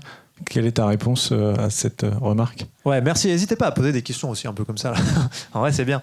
En fait, c'est juste pas la thèse de Team for the Planet initiale. Nous, déjà, donc la techno, je sais pas comment on peut l'appeler, mais c'est vrai qu'il y a ce courant un peu techno-solutionniste qui consiste à penser qu'en gros, la technologie va suffire et nous sauver. Et t'as des mecs qui te parlent de faire de l'astéroïde mining maintenant. Genre les mecs qui veulent carrément, ils disent on n'a plus de métaux, mais c'est pas grave, on va aller les prélever sur une astéroïde. Les mecs n'arrêteront jamais en fait. Et donc nous, on n'est clairement pas dans ce courant-là parce que depuis le jour 1 de Team for the Planet, on a toujours défendu l'idée que justement ces innovations, elles devaient nous aider à changer de paradigme et à nous amener vers un paradigme de la sobriété. Et pas mal de nos innovations sont des innovations de sobriété. Je pense par exemple à Cool Roof qui peint les toits en blanc, donc c'est une peinture à base de coquilles d'huîtres qui renvoie 95% du rayonnement solaire. En fait, cette peinture, elle fait baisser de 40% l'usage de la clim en moyenne dans les bâtiments. Je pense à Give, qui est une plateforme de don d'objets. Les gens juste donnent des objets au lieu d'aller les balancer et que ça fasse du CO2, de traiter l'objet. Et qu'en plus, il y a des mecs qui rachètent le même objet parce qu'ils en avaient besoin. Bah là, on peut esquiver. Et moi, je suis assez convaincu qu'en fait, ce qui pose problème, c'est la sémantique. Quand on dit innovation, on a l'impression tout de suite que innovation, c'est Elon Musk. Et en fait, innover, ça veut dire faire autrement. C'est ça le sujet. Et nous, ce qui nous passionne, c'est de faire autrement. Et dans notre thèse, si tu regardes, il y a low-tech, high-tech et même no-tech. On a beaucoup de no-tech qui ont candidaté. Alors pour l'instant, on n'en a pas fait. Mais par exemple, je pense à une no-tech qui était intéressante. Les mecs, ils trustaient les crédits carbone. Donc en gros, ils avaient trouvé une mécanique d'incitation fiscale pour acheter des crédits carbone en masse. Je ne sais pas si vous savez, mais les crédits carbone, il y en a un certain nombre, pas plus. Et donc plus ils en achetaient, plus ils privaient les industriels de la compensation via des crédits carbone. Et en gros, ils les forçaient à se transformer. C'était pas mal. Ça n'a pas passé le comité scientifique. Il y avait plusieurs trucs, mais ça fait partie de ce qu'on appelle une innovation, en fait, nous. Et donc, on n'est pas du tout dans cette croyance que l'innovation va nous sauver. Et vraiment, alors moi, le premier, j'essaye de tout le temps reconnecter justement les humains à la nature, à la sobriété, et au fait qu'on est plus heureux avec moins. Mais il faut aussi qu'on travaille dans le monde comme il est. Et aujourd'hui, pour transformer le monde, il faut qu'on produise certaines fois des choses. Il faut qu'on ait des outils. Et donc, je pense que c'est quand même dans l'équation la technologie. Par contre, on défendra jamais, et tu nous verras jamais soutenir ça. Les gens qui ont un peu fait l'amalgame, et il y en a eu pas mal, je pense qu'ils n'ont pas lu nos documents, nos dossiers, ils ne sont pas vraiment allés sur notre site. On ne soutiendra jamais l'idée que la technologie suffira à nous sauver, parce qu'en fait, c'est juste faux. Et il faut le dire 100 fois, ça ne suffira pas. Même avec toutes les technologies du monde qui équipent tous les trucs pour les transformer, tous les secteurs, on le sait, il faut une énorme part de sobriété. Donc on n'y arrivera pas. Et à l'inverse, et c'est vrai aussi, même avec une sobriété de malade, même si tout le monde devenait un super-héros en termes de sobriété, en fait, la production des biens et services essentiels, aujourd'hui, elle est tellement carbonée que ça continuerait de nous foutre dans la merde au niveau climatique. Donc en fait, il faut les deux. On ne peut pas se dire il y a une solution et puis l'autre, elle n'est pas viable. Il faut faire avec les deux. Ça va, ça répond bien à la question ou... Une partie de votre succès, au début surtout, mais quand même pendant plusieurs années, a été votre ligne de communication, apéroiser la lutte contre le dérèglement climatique. Il y a des gens qui suivent. Je suis actionnaire depuis 2021, ça date un peu. Mais j'ai l'impression que ça change un peu. Est-ce que vous avez le sentiment d'être arrivé au bout de cette stratégie-là, qui convenait peut-être très bien aux citoyens, mais peut-être moins aux entreprises et aux actionnaires plus gros? Et où est-ce que vous allez, du coup, du point de vue de la communication? Ouais, merci, c'est une bonne question. Alors, juste pour info, la communication, je suis tout seul à la faire. Depuis le jour 1, j'ai juste un vidéaste. Et du coup, je fais tous les jours, tous les posts LinkedIn, toute la communication, toutes les stratégies, plus toute la levée de fonds, tous les rendez-vous, toutes les conférences, toute la représentation. Donc c'est juste pour dire que au début, j'avais un peu plus de temps. Et puis maintenant, j'ai beaucoup moins de temps. Je suis beaucoup plus en train de faire ce qu'on fait là et d'aller lever des fonds. Et donc je pense que c'est juste qu'on a moins la possibilité de se poser, d'avoir une vraie stratégie réfléchie en termes de communication. Pour autant, c'est vrai aussi que le monde économique avait aussi cet amalgame sur nous. Il disait mais c'est des saltimbanques, ils font rien de sérieux. Enfin vraiment, on a eu... Le premier mec qu'on a rencontré au gouvernement, c'était un haut fonctionnaire. Il a dit qu'on était des zadistes éco-terroristes, je sais plus quoi, un truc. Donc bon, autant dire que notre com était sûrement pas assez corporate. Et donc en effet, on essaye de montrer un peu plus de la communication corporate. Mais la réalité, quand même, c'est que ça ne marche pas. En fait, quand on montre les innovations et leurs résultats sur nos posts LinkedIn, par exemple, ça fait 500 likes. Quand on met une connerie un peu drôle pour rire autour de l'urgence climatique, ça fait 25 000 likes. Et en fait, ça, c'est quand même une vérité qu'on est obligé de faire avec. C'est que ce qui se voit, c'est souvent ce qui plaît le plus aux gens. Et donc, ce qui plaît le plus aux gens, ça reste l'humour, ça reste d'appréhender le sujet de l'écologie de manière un peu sympa, optimiste, joyeuse. Je pense qu'on a énormément besoin de ça. Donc, ça restera notre ligne édito. Mais c'est vrai qu'on fait moins des campagnes de com comme on faisait avant. mais c'est principalement parce que là, il faut qu'on arrive à changer d'échelle sur l'investissement. On va essayer de cravacher pour arriver à trouver des vrais investisseurs qui nous aident. Puis après, ça nous mettra peut-être dans des dispositions plus confortables pour relancer de la com d'une manière plus traditionnelle, en tout cas. Mais c'est juste qu'on ne peut pas être sur tous les fronts. On ne se rend pas compte, une équipe de 12, c'est pas si nombreux en vrai. C'est même tout petit. Ouais, bonsoir. Comme quoi, la première question lance les autres, c'est vrai. Bonsoir. Bonsoir. Merci pour votre intervention. Je connaissais pas Team for the Planet, donc peut-être je vais synthétiser cette communication et peut-être elle est plus importante. Mais cependant, en fait, je trouve qu'on communique aujourd'hui trop sur les émissions carbone et on parle pas des autres applications liées à les limites planétaires qu'on a largement dépassées. Et moi, je voulais savoir, pour vous, quelle est votre diffusion, quelles sont vos actions sur nos limites de minerais, nos fonds marins, voilà, parce que vous parlez des CO2, mais est-ce qu'on parle des autres actions ? Ouais, trop bien, super question. Merci. Et merci de parler de ça. C'est clair, il ne faut pas oublier que le climat n'est qu'une conséquence, c'est pas une cause. En fait, en réalité, il y a 9 limites planétaires et la cause, c'est notre façon d'habiter ce monde, c'est nos modes de vie de manière générale qui créent différentes conséquences, dont l'urgence climatique. Et donc, en effet, il y a l'effondrement de la biodiversité, il y a le plastique, il y a les sols, il y a l'eau, il y a les polluants éternels. Enfin bon, on a une bonne panoplie. Nous, ce qu'on a choisi de faire, c'est de se cantonner au sujet du climat, parce que c'est très difficile d'adresser tous les sujets en même temps, et surtout parce qu'il était, on va dire, mûr en termes de capacité à être mesuré. C'était facile de pouvoir faire une démonstration avec le sujet climat, facile, parce qu'on pouvait quantifier ces tonnes de CO2, donc par exemple créer le dividende climat. Moi, je rêve qu'il y ait demain un dividende biodiversité ou que d'autres fassent des modèles un peu similaires. Maintenant, on a choisi d'aller sur le sujet climat aussi parce qu'il ne faut pas l'oublier. En fait, malheureusement, c'est quand même une cause qui emporte... Enfin, c'est une conséquence-cause parce que le climat emporte tout le reste. En fait, si demain le climat part à la dérive et que les fameuses boucles de rétroaction s'emballent, que j'espère vous connaissez un peu, type permafrost et autres, en fait, on n'aura plus aucun contrôle sur la dérive climatique. C'est pour ça que les scientifiques nous disent qu'il faut absolument tenir en dessous de 2 degrés, parce qu'au-dessus de 2 degrés, typiquement, 20% du globe, c'est des terres gelées qui s'appellent le permafrost. Si ça fond, ça libère du méthane, qui est un gaz à effet de serre 30 fois plus réchauffant que le CO2. Il y a des milliards de tonnes de méthane dans le permafrost, et il a commencé à fondre. Et plus il va fondre, plus il va relâcher du méthane, plus ça va accélérer le réchauffement climatique, donc la fonte du permafrost, qui va relâcher plus de méthane. Et c'est pour ça qu'on nous parle de 2 degrés. Ça, c'est un peu mal vulgarisé dans les médias, typiquement, mais 2 degrés, c'est pas juste pour dire on dit quoi, 2 degrés, bon, allez, 2 degrés. Non, c'est parce qu'au-dessus de 2 degrés, il y a des dizaines de boucles de rétroaction comme ça qui s'enclenchent. Et si ça part, en fait, on pourra faire tout ce qu'on veut pour les droits sociaux, on pourra faire tout ce qu'on veut pour la biodiversité, on pourra faire tout ce qu'on veut pour l'eau et les sols. Ça va être dead, en fait. Et c'est ça, nous, ce qui nous a quand même poussé à aller d'abord sur le climat. Maintenant, il ne faut pas oublier que tout est interconnecté. Typiquement, la biodiversité, si elle se porte bien, elle aide le climat. Donc, il y a plein de choses comme ça qui sont compliquées. Ce n'est pas un sujet facile. Mais nous, quand même, dans le quotidien, ce qui marque le fait que c'est important, c'est que notre comité scientifique regarde en premier lieu les externalités négatives. Donc, si c'est génial pour le climat, mais que ça flingue la biodiversité, l'eau ou les sols, il n'y a aucune chance que Team for the Planet investisse. C'est notre façon à nous quand même de l'intégrer. Maintenant, on sait qu'on n'est pas parfait. Et clairement, Team for the Planet ne va pas résoudre le problème à lui tout seul. Spoiler. Donc il va falloir des millions d'initiatives. Nous, on a choisi notre axe. On s'y tient et c'est notre truc, l'entrepreneuriat. Le climat, ça nous semble être assez mature, bien que ça soit... Tu vois, il y a encore 30% de climato-sceptiques en France, donc il y a encore du taf, mais assez mature pour qu'on puisse avancer. Et espérons que ça avance sur les autres sujets aussi, quoi. Mais juste pour te dire, moi, mon sujet préféré là-bas, c'est la biodiversité. Si tu as suivi le début, en vrai, c'est quand même ce que j'aimerais le plus pouvoir participer à régénérer. Mais bon, ça sera peut-être la suite de la vie, je sais pas, on verra. Je voulais poser une question sur le fonctionnement de Team for the Planet. Je me demandais, quand vous investissez, il y a quand même une grosse part de l'intérêt pour le projet, c'est d'avoir des talents. Et je me demandais comment est-ce que vous faites pour recruter des talents aussi pointus. Ça doit vous prendre un temps monstre. Ouais, c'est clair.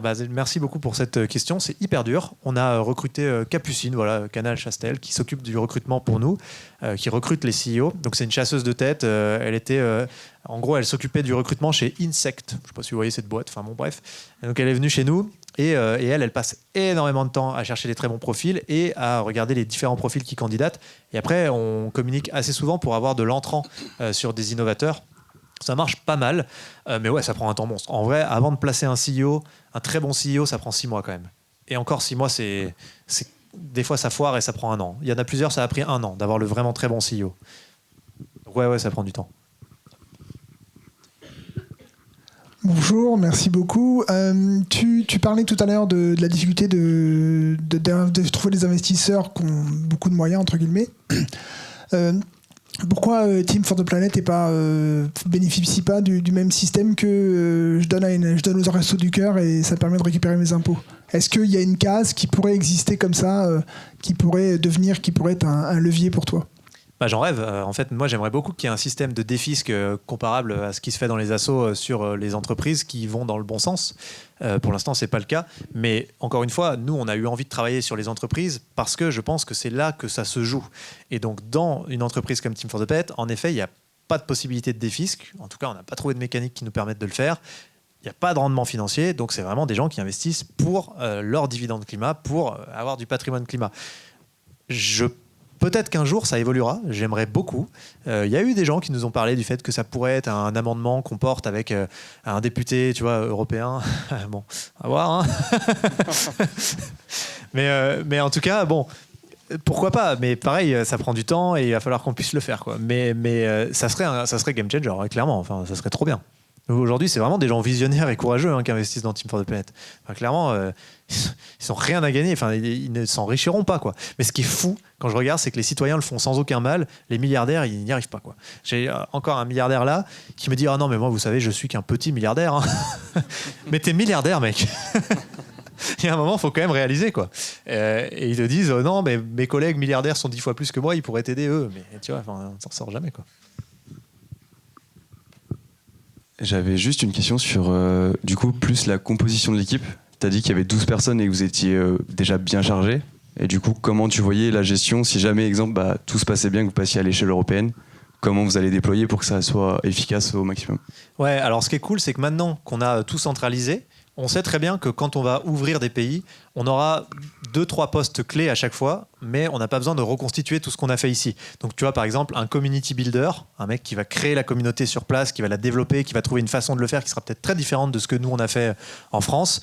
Quelqu'un qui va s'occuper quand même d'accompagner les boîtes sur place. Alors attention, on a déjà pas mal de boîtes internationales, mais aujourd'hui elles sont rapatriées en France. En tout cas, on crée la structure, mais on a une innovation qui vient d'Inde, une innovation qui vient des États-Unis, enfin voilà. Demain, s'il y a des structures sur place, il faudra quand même des gens pour les accompagner. Et ce qui est assez intéressant, c'est qu'on n'a pas besoin de bien plus que ça, en fait. Et parce que tout le reste est porté par ce qui est centralisé en France. Donc ça, on sait comment l'ouvrir. Après, il faudra des moyens pour financer ça. Mais clairement, on n'a pas trop peur de l'international à partir du moment où on a les reins assez solides. Je pense que la recette pourra prendre à d'autres endroits. Et puis on connaît les différentes étapes. On commence par les citoyens, après on va chercher, on va dire, les PME, TPE qui, elles, sont capables d'investir. Hein. Elles ont un peu plus la capacité. Puis après, on essaie d'aller sur les grands investisseurs, quoi. Mais grosso modo, il n'y a pas besoin non plus d'1 million de trucs. Il faut qu'on suive très très bien les participations. Voilà, ça c'est un sujet. Il faut qu'on rate pas les deals quand on les fait. Donc là, il nous faut quelqu'un qui soit expert sur le sujet. On a François en interne qui est top là-dessus, qui gère tout le pack d'actionnaires, qui gère tout l'audit, toute la due diligence, parce qu'il y a des fois déjà une structure. Il nous faut des gens pour faire parler du projet et pour porter la communauté. Et puis après, le reste, c'est quasi que la communauté, quoi. Donc ça, c'est assez génial. Bonsoir, merci beaucoup. Je suis complètement en phase avec toi sur le fait que l'entreprise, c'est un levier d'action incroyable. Est-ce que par hasard, tu proposes un kit pour soit convaincre les salariés d'une entreprise, soit encore mieux convaincre le PDG d'une entreprise d'investir dans Team for the Planet? Merci. Ouais, merci pour la question. Alors on en a produit pas mal, mais comme ils sont assez vite à remettre à jour, je ne sais pas s'il est à jour actuellement, mais oui, en gros sur notre site, il y a un onglet qui s'appelle Agir. Si vous allez dans Agir, vous voyez tout ce que vous pouvez faire. Donc vous pouvez rejoindre notre galaxie de l'action. C'est là qu'il y a les gens qui nous donnent du temps en plus de l'argent. Donc on ne prend pas de drogue, on reste juste dans la sémantique, voilà.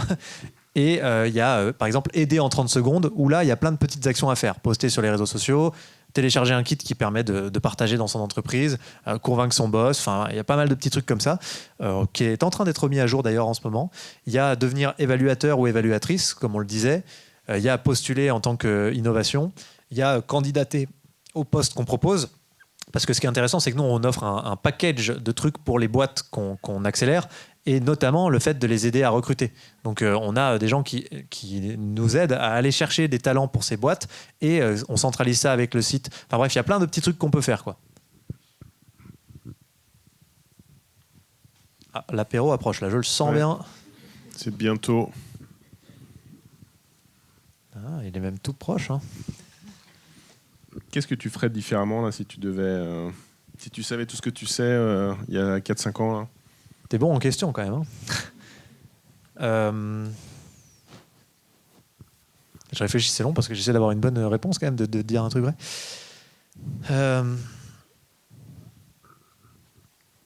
Franchement, je sais pas, hein. On a essayé tellement de trucs, on n'arrête pas d'essayer. Peut-être j'essaierai de commencer aux États-Unis, mais je sais pas. Peut-être que je me dis que ils seront peut-être plus créatifs là-bas, plus capables d'entendre un modèle comme le nôtre. Mais c'est vraiment le seul petit truc. Sinon, honnêtement, je pense qu'on a essayé comme on était en fait. On a fait un truc qui nous ressemble. Donc je suis pas sûr qu'on changerait grand-chose, même si on a fait plein de trucs foireux. Et vous avez vraiment une vraie culture de mesurer, du coup, quand tu définis, pour à chaque fois mesurer le succès, le degré de succès. Le dividende climat. Bah, dividende climat ou même tout ce que vous faites. On sent vachement une vraie culture entrepreneuriale. D'abord, j'ai l'impression que tu as un peu peur de rien. En fait, tu es quand même tenté plein de choses. Après, J'ai peur des loups la nuit dans le Jura. Ouais, voilà. Donc, mais du coup, on a l'impression que tu as vraiment, t'as pas de frein. Bah, en fait, ce qui est génial, c'est qu'on n'a rien à perdre et on n'a rien à gagner. Et franchement, c'est la première fois. Avant, autant, tu te dis quand même, si je foire, tu vois, qu'est-ce qui va se passer en plus, et en plus, tu as ce trigger de je peux gagner de l'argent avec ce truc, tu vois, j'aimerais bien, machin. Là, en fait, c'est quand même assez. Et c'est très agréable, hein, d'ailleurs.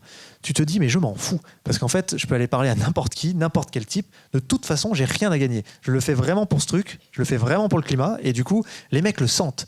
Et d'ailleurs, c'est un truc qui nous fait enfoncer des portes vraiment, parce que les mecs se disent mais comment ils peuvent s'en foutre autant, et en fait c'est plus du tout intimidant d'aller voir des mecs blindés, des mecs des politiques et tout. Tu t'en fous parce que tu es au service de ton truc, et c'est une espèce de switch que j'avais pas connu avant qui donne une vraie force, parce qu'en fait tu t'en fous. Enfin, je sais pas comment tu trouves pas bizarre justement, parce que ça doit être très loin de leur modèle à eux quand tu leur parles. Si, c'est pas suspect Si, c'est ça qui est fou, c'est que ça nous dessert parfois, parce que les mecs qui ont beaucoup d'argent, ils passent 6 mois à chercher mais comment est-ce qu'ils font pour s'enrichir, ils épluchent tout et tout, avant de nous dire en fait vous enrichissez vraiment pas, quoi. Et ça arrive très souvent. Et les mecs disent mais je ne comprends pas, quoi. Et en fait je trouve que c'est un super hack, ça. Et d'ailleurs on le met pas assez en avant, mais ça te donne une légèreté d'entreprendre, ça te donne une position, une posture qui est tellement plus confortable parce que tu t'en fous, t'es pas tenu par un truc. Et ça, c'est beaucoup plus fort. Moi, ça me donne. C'est vrai que c'est agréable, tu vois. Et du coup, ta question, c'était juste avant ça, il y avait une question. Suspect, ouais. Ah oui, c'est la mesure, pardon. Mais juste pour dire, le dividende climat, aujourd'hui, c'est une association indépendante. Donc, c'est pas nous qui mesurons les dividendes climat. C'est l'association dividende climat qui mesure nos dividendes comme elle mesure ceux de back market, de vestiaire collectif, de toutes les boîtes. Et d'ailleurs, ils sont assez vénères parce que la première fois qu'on a fait une estimation de dividende climat, on l'avait fait avec une boîte type Greenly et tout.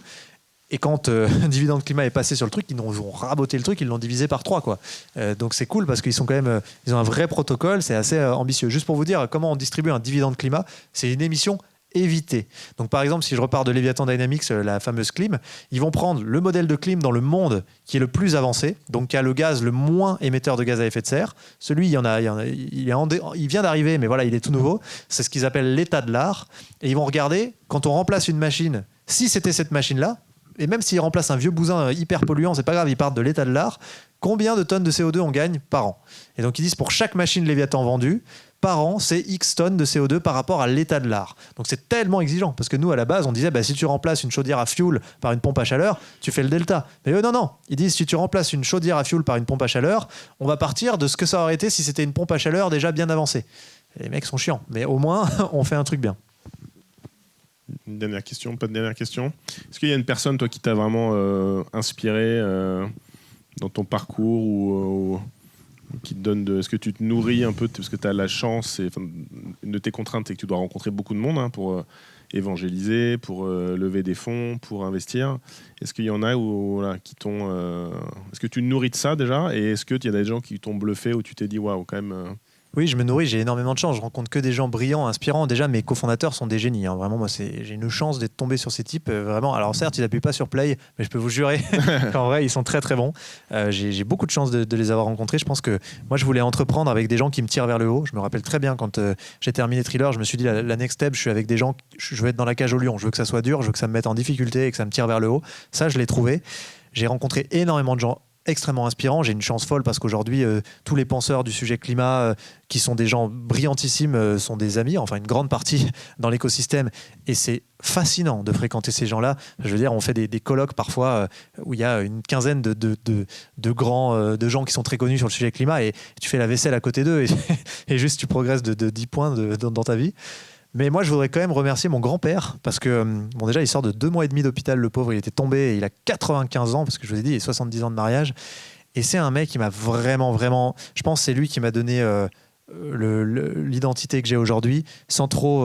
Je sais pas, il y a une part de génétique, mais c'est un mec. Vous rentrez dans sa chambre d'hôpital, et c'est une anecdote vraie de la semaine dernière. Le mec, ça fait 2 mois et demi qu'il n'est pas rentré chez lui. Il en a chié. Hein. Franchement, il a perdu grave du poids, il est pas bien. Et je rentre et j'entends « Ha ha ha, salut Arthur !» Et en fait, c'est un mec, il est tout le temps en train de choisir le verre à moitié plein. Il est tout le temps en train de choisir le bon côté de la force. Et il a une vraie force, ce mec. Et ce gars-là a vécu toute sa vie à Virieu-le-Grand. Voilà, un truc, je ne sais même pas si c'est sur les cartes. Et en fait, il allait tous les jours à l'usine avec son Solex. Il a eu une vie, mais... Enfin voilà, mais en fait, il faisait son potager, il était avec sa femme, il allait tout le temps se balader dans la nature, il respirait de l'air sain, il buvait de l'eau propre. Et en fait, c'est un mec heureux, quoi. Et je crois que ça, c'était mon inspiration de vie et que ça le sera toujours, quoi. Comment il s'appelle ? Henri Laplace, voilà. Big Henri. up. Henri. Écoute, on pense à lui. Ah si, il faut que je dise un truc, quand même. En fait, juste, j'ai une anecdote, j'ai un hack de vie que je trouve très fort et qui m'a été inspiré par lui, mais bon, c'est pas lui qui me l'a transmis comme ça, mais je l'appelle le hack du grand-père et je pense toujours à lui. Et en gros, ça m'aide à vivre plus fort et en tout cas, c'est un truc que je trouve vraiment efficace. En gros, très souvent, quand j'ai un peu du mal à être connecté au présent, à me sentir vraiment vivant, à profiter de la vie et du présent, je ferme les yeux tout seul et je m'imagine comme lui, à 95 ans, dans cette chambre d'hôpital, mais bon, avant il n'était pas à l'hôpital, mais dans sa chambre, quoi.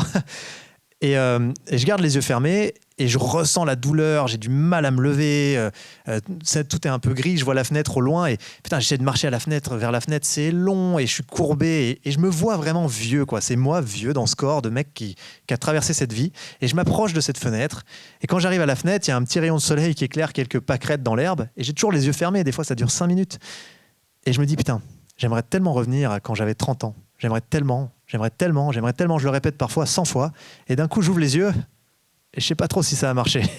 Et là je me dis cette fois, je vais pas les gâcher ces 30 ans. Et ce hack est très efficace, je vous invite à le faire souvent. Très bonne...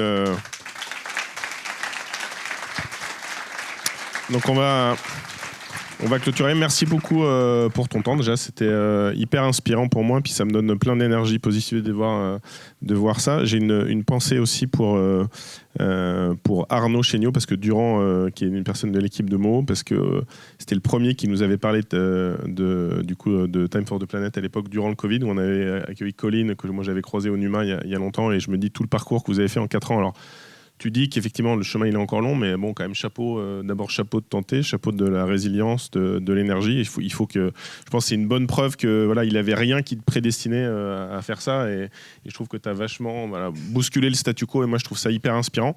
Je suis vraiment convaincu qu'il y a une grosse partie qui dépend aussi de notre jeunesse, et justement de se mettre moins de freins et d'avancer.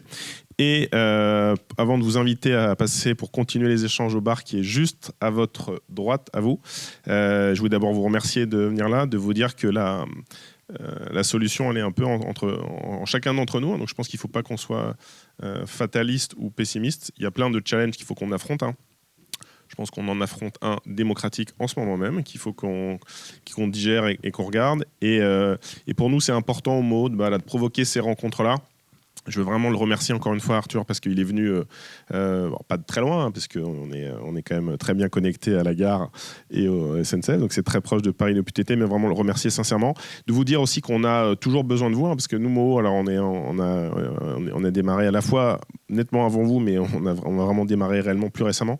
Et donc tout le soutien de nous abonner à nos réseaux sociaux, à la newsletter. Un truc qui est tout bête, c'est les avis Google. Ça nous aide beaucoup, parce qu'encore une fois, comme vous voyez, il y a quand même pas mal d'entre vous qui ne connaissaient pas. Et donc nous, on essaye aussi. On n'a pas encore, mais j'apprends beaucoup aux côtés d'Arthur sur comment la production de contenu crée de l'engagement. Donc je vais essayer, comme je sais qu'il a pas mal de temps dispo, d'essayer de nous faire du consulting disponible. Donc blague à part, c'est vraiment... Et je suis hyper déçu parce que la dernière fois que j'ai eu 3 avis Google. Et toute l'équipe de Momo m'a dit, tu vois, tu nous fais chier avec ça, et en fait, ça ne marche pas. Donc j'espère vraiment qu'on va vraiment booster ce chiffre au moins à 10. En plus, j'ai tous vos emails, donc je vais vous envoyer personnellement les... Et en vrai, il a mis son cœur dans ce projet, Momo, pour le coup, et je pense que ça mérite quand même, oui, je suis d'accord. Et voilà. Et il y a aussi un petit truc, encore une fois, le petit détail. J'ai expliqué que nous, on a un fonds de dotation. Donc, c'est l'équivalent d'une fondation qui a été créée maintenant. C'est un statut qui a été créé il y a 20 ans de ça. Donc, c'est ce qui nous permet de nous financer les projets qui sont portés par les jeunes. Donc, on a toute l'équipe d'Anna qui porte le projet Mo for Young. Et donc, on a vous avez un moyen de faire un don, micro-don. Aujourd'hui, je pense qu'il y a plusieurs centaines de personnes qui ont fait ça et ça aide à financer des jeunes. Donc il n'y a aucune obligation. C'est défiscalisé, donc vous pouvez récupérer 66% si vous êtes une personne physique. Le salaud. Non, c'est exactement. J'ai quelques tips à lui donner, mais c'est pour ça que je ne vais pas tout dire maintenant pour pas quelques années d'écart. Mais voilà, blague à part, c'est un petit geste. Il n'y a aucune obligation. Si vous ne le faites pas... L'avis Google, c'est gratuit, un jour au moins 10, s'il vous plaît. Et puis le don, c'est... Mais en tout cas, voilà, je voulais qu'on remercie, qu'on applaudisse Arthur. Merci à toi et merci à vous toutes et tous, c'était cool. Et si vous voulez continuer à échanger avec lui et avec d'autres, je vous invite à passer juste à côté. Merci encore à tous d'être venus ce soir.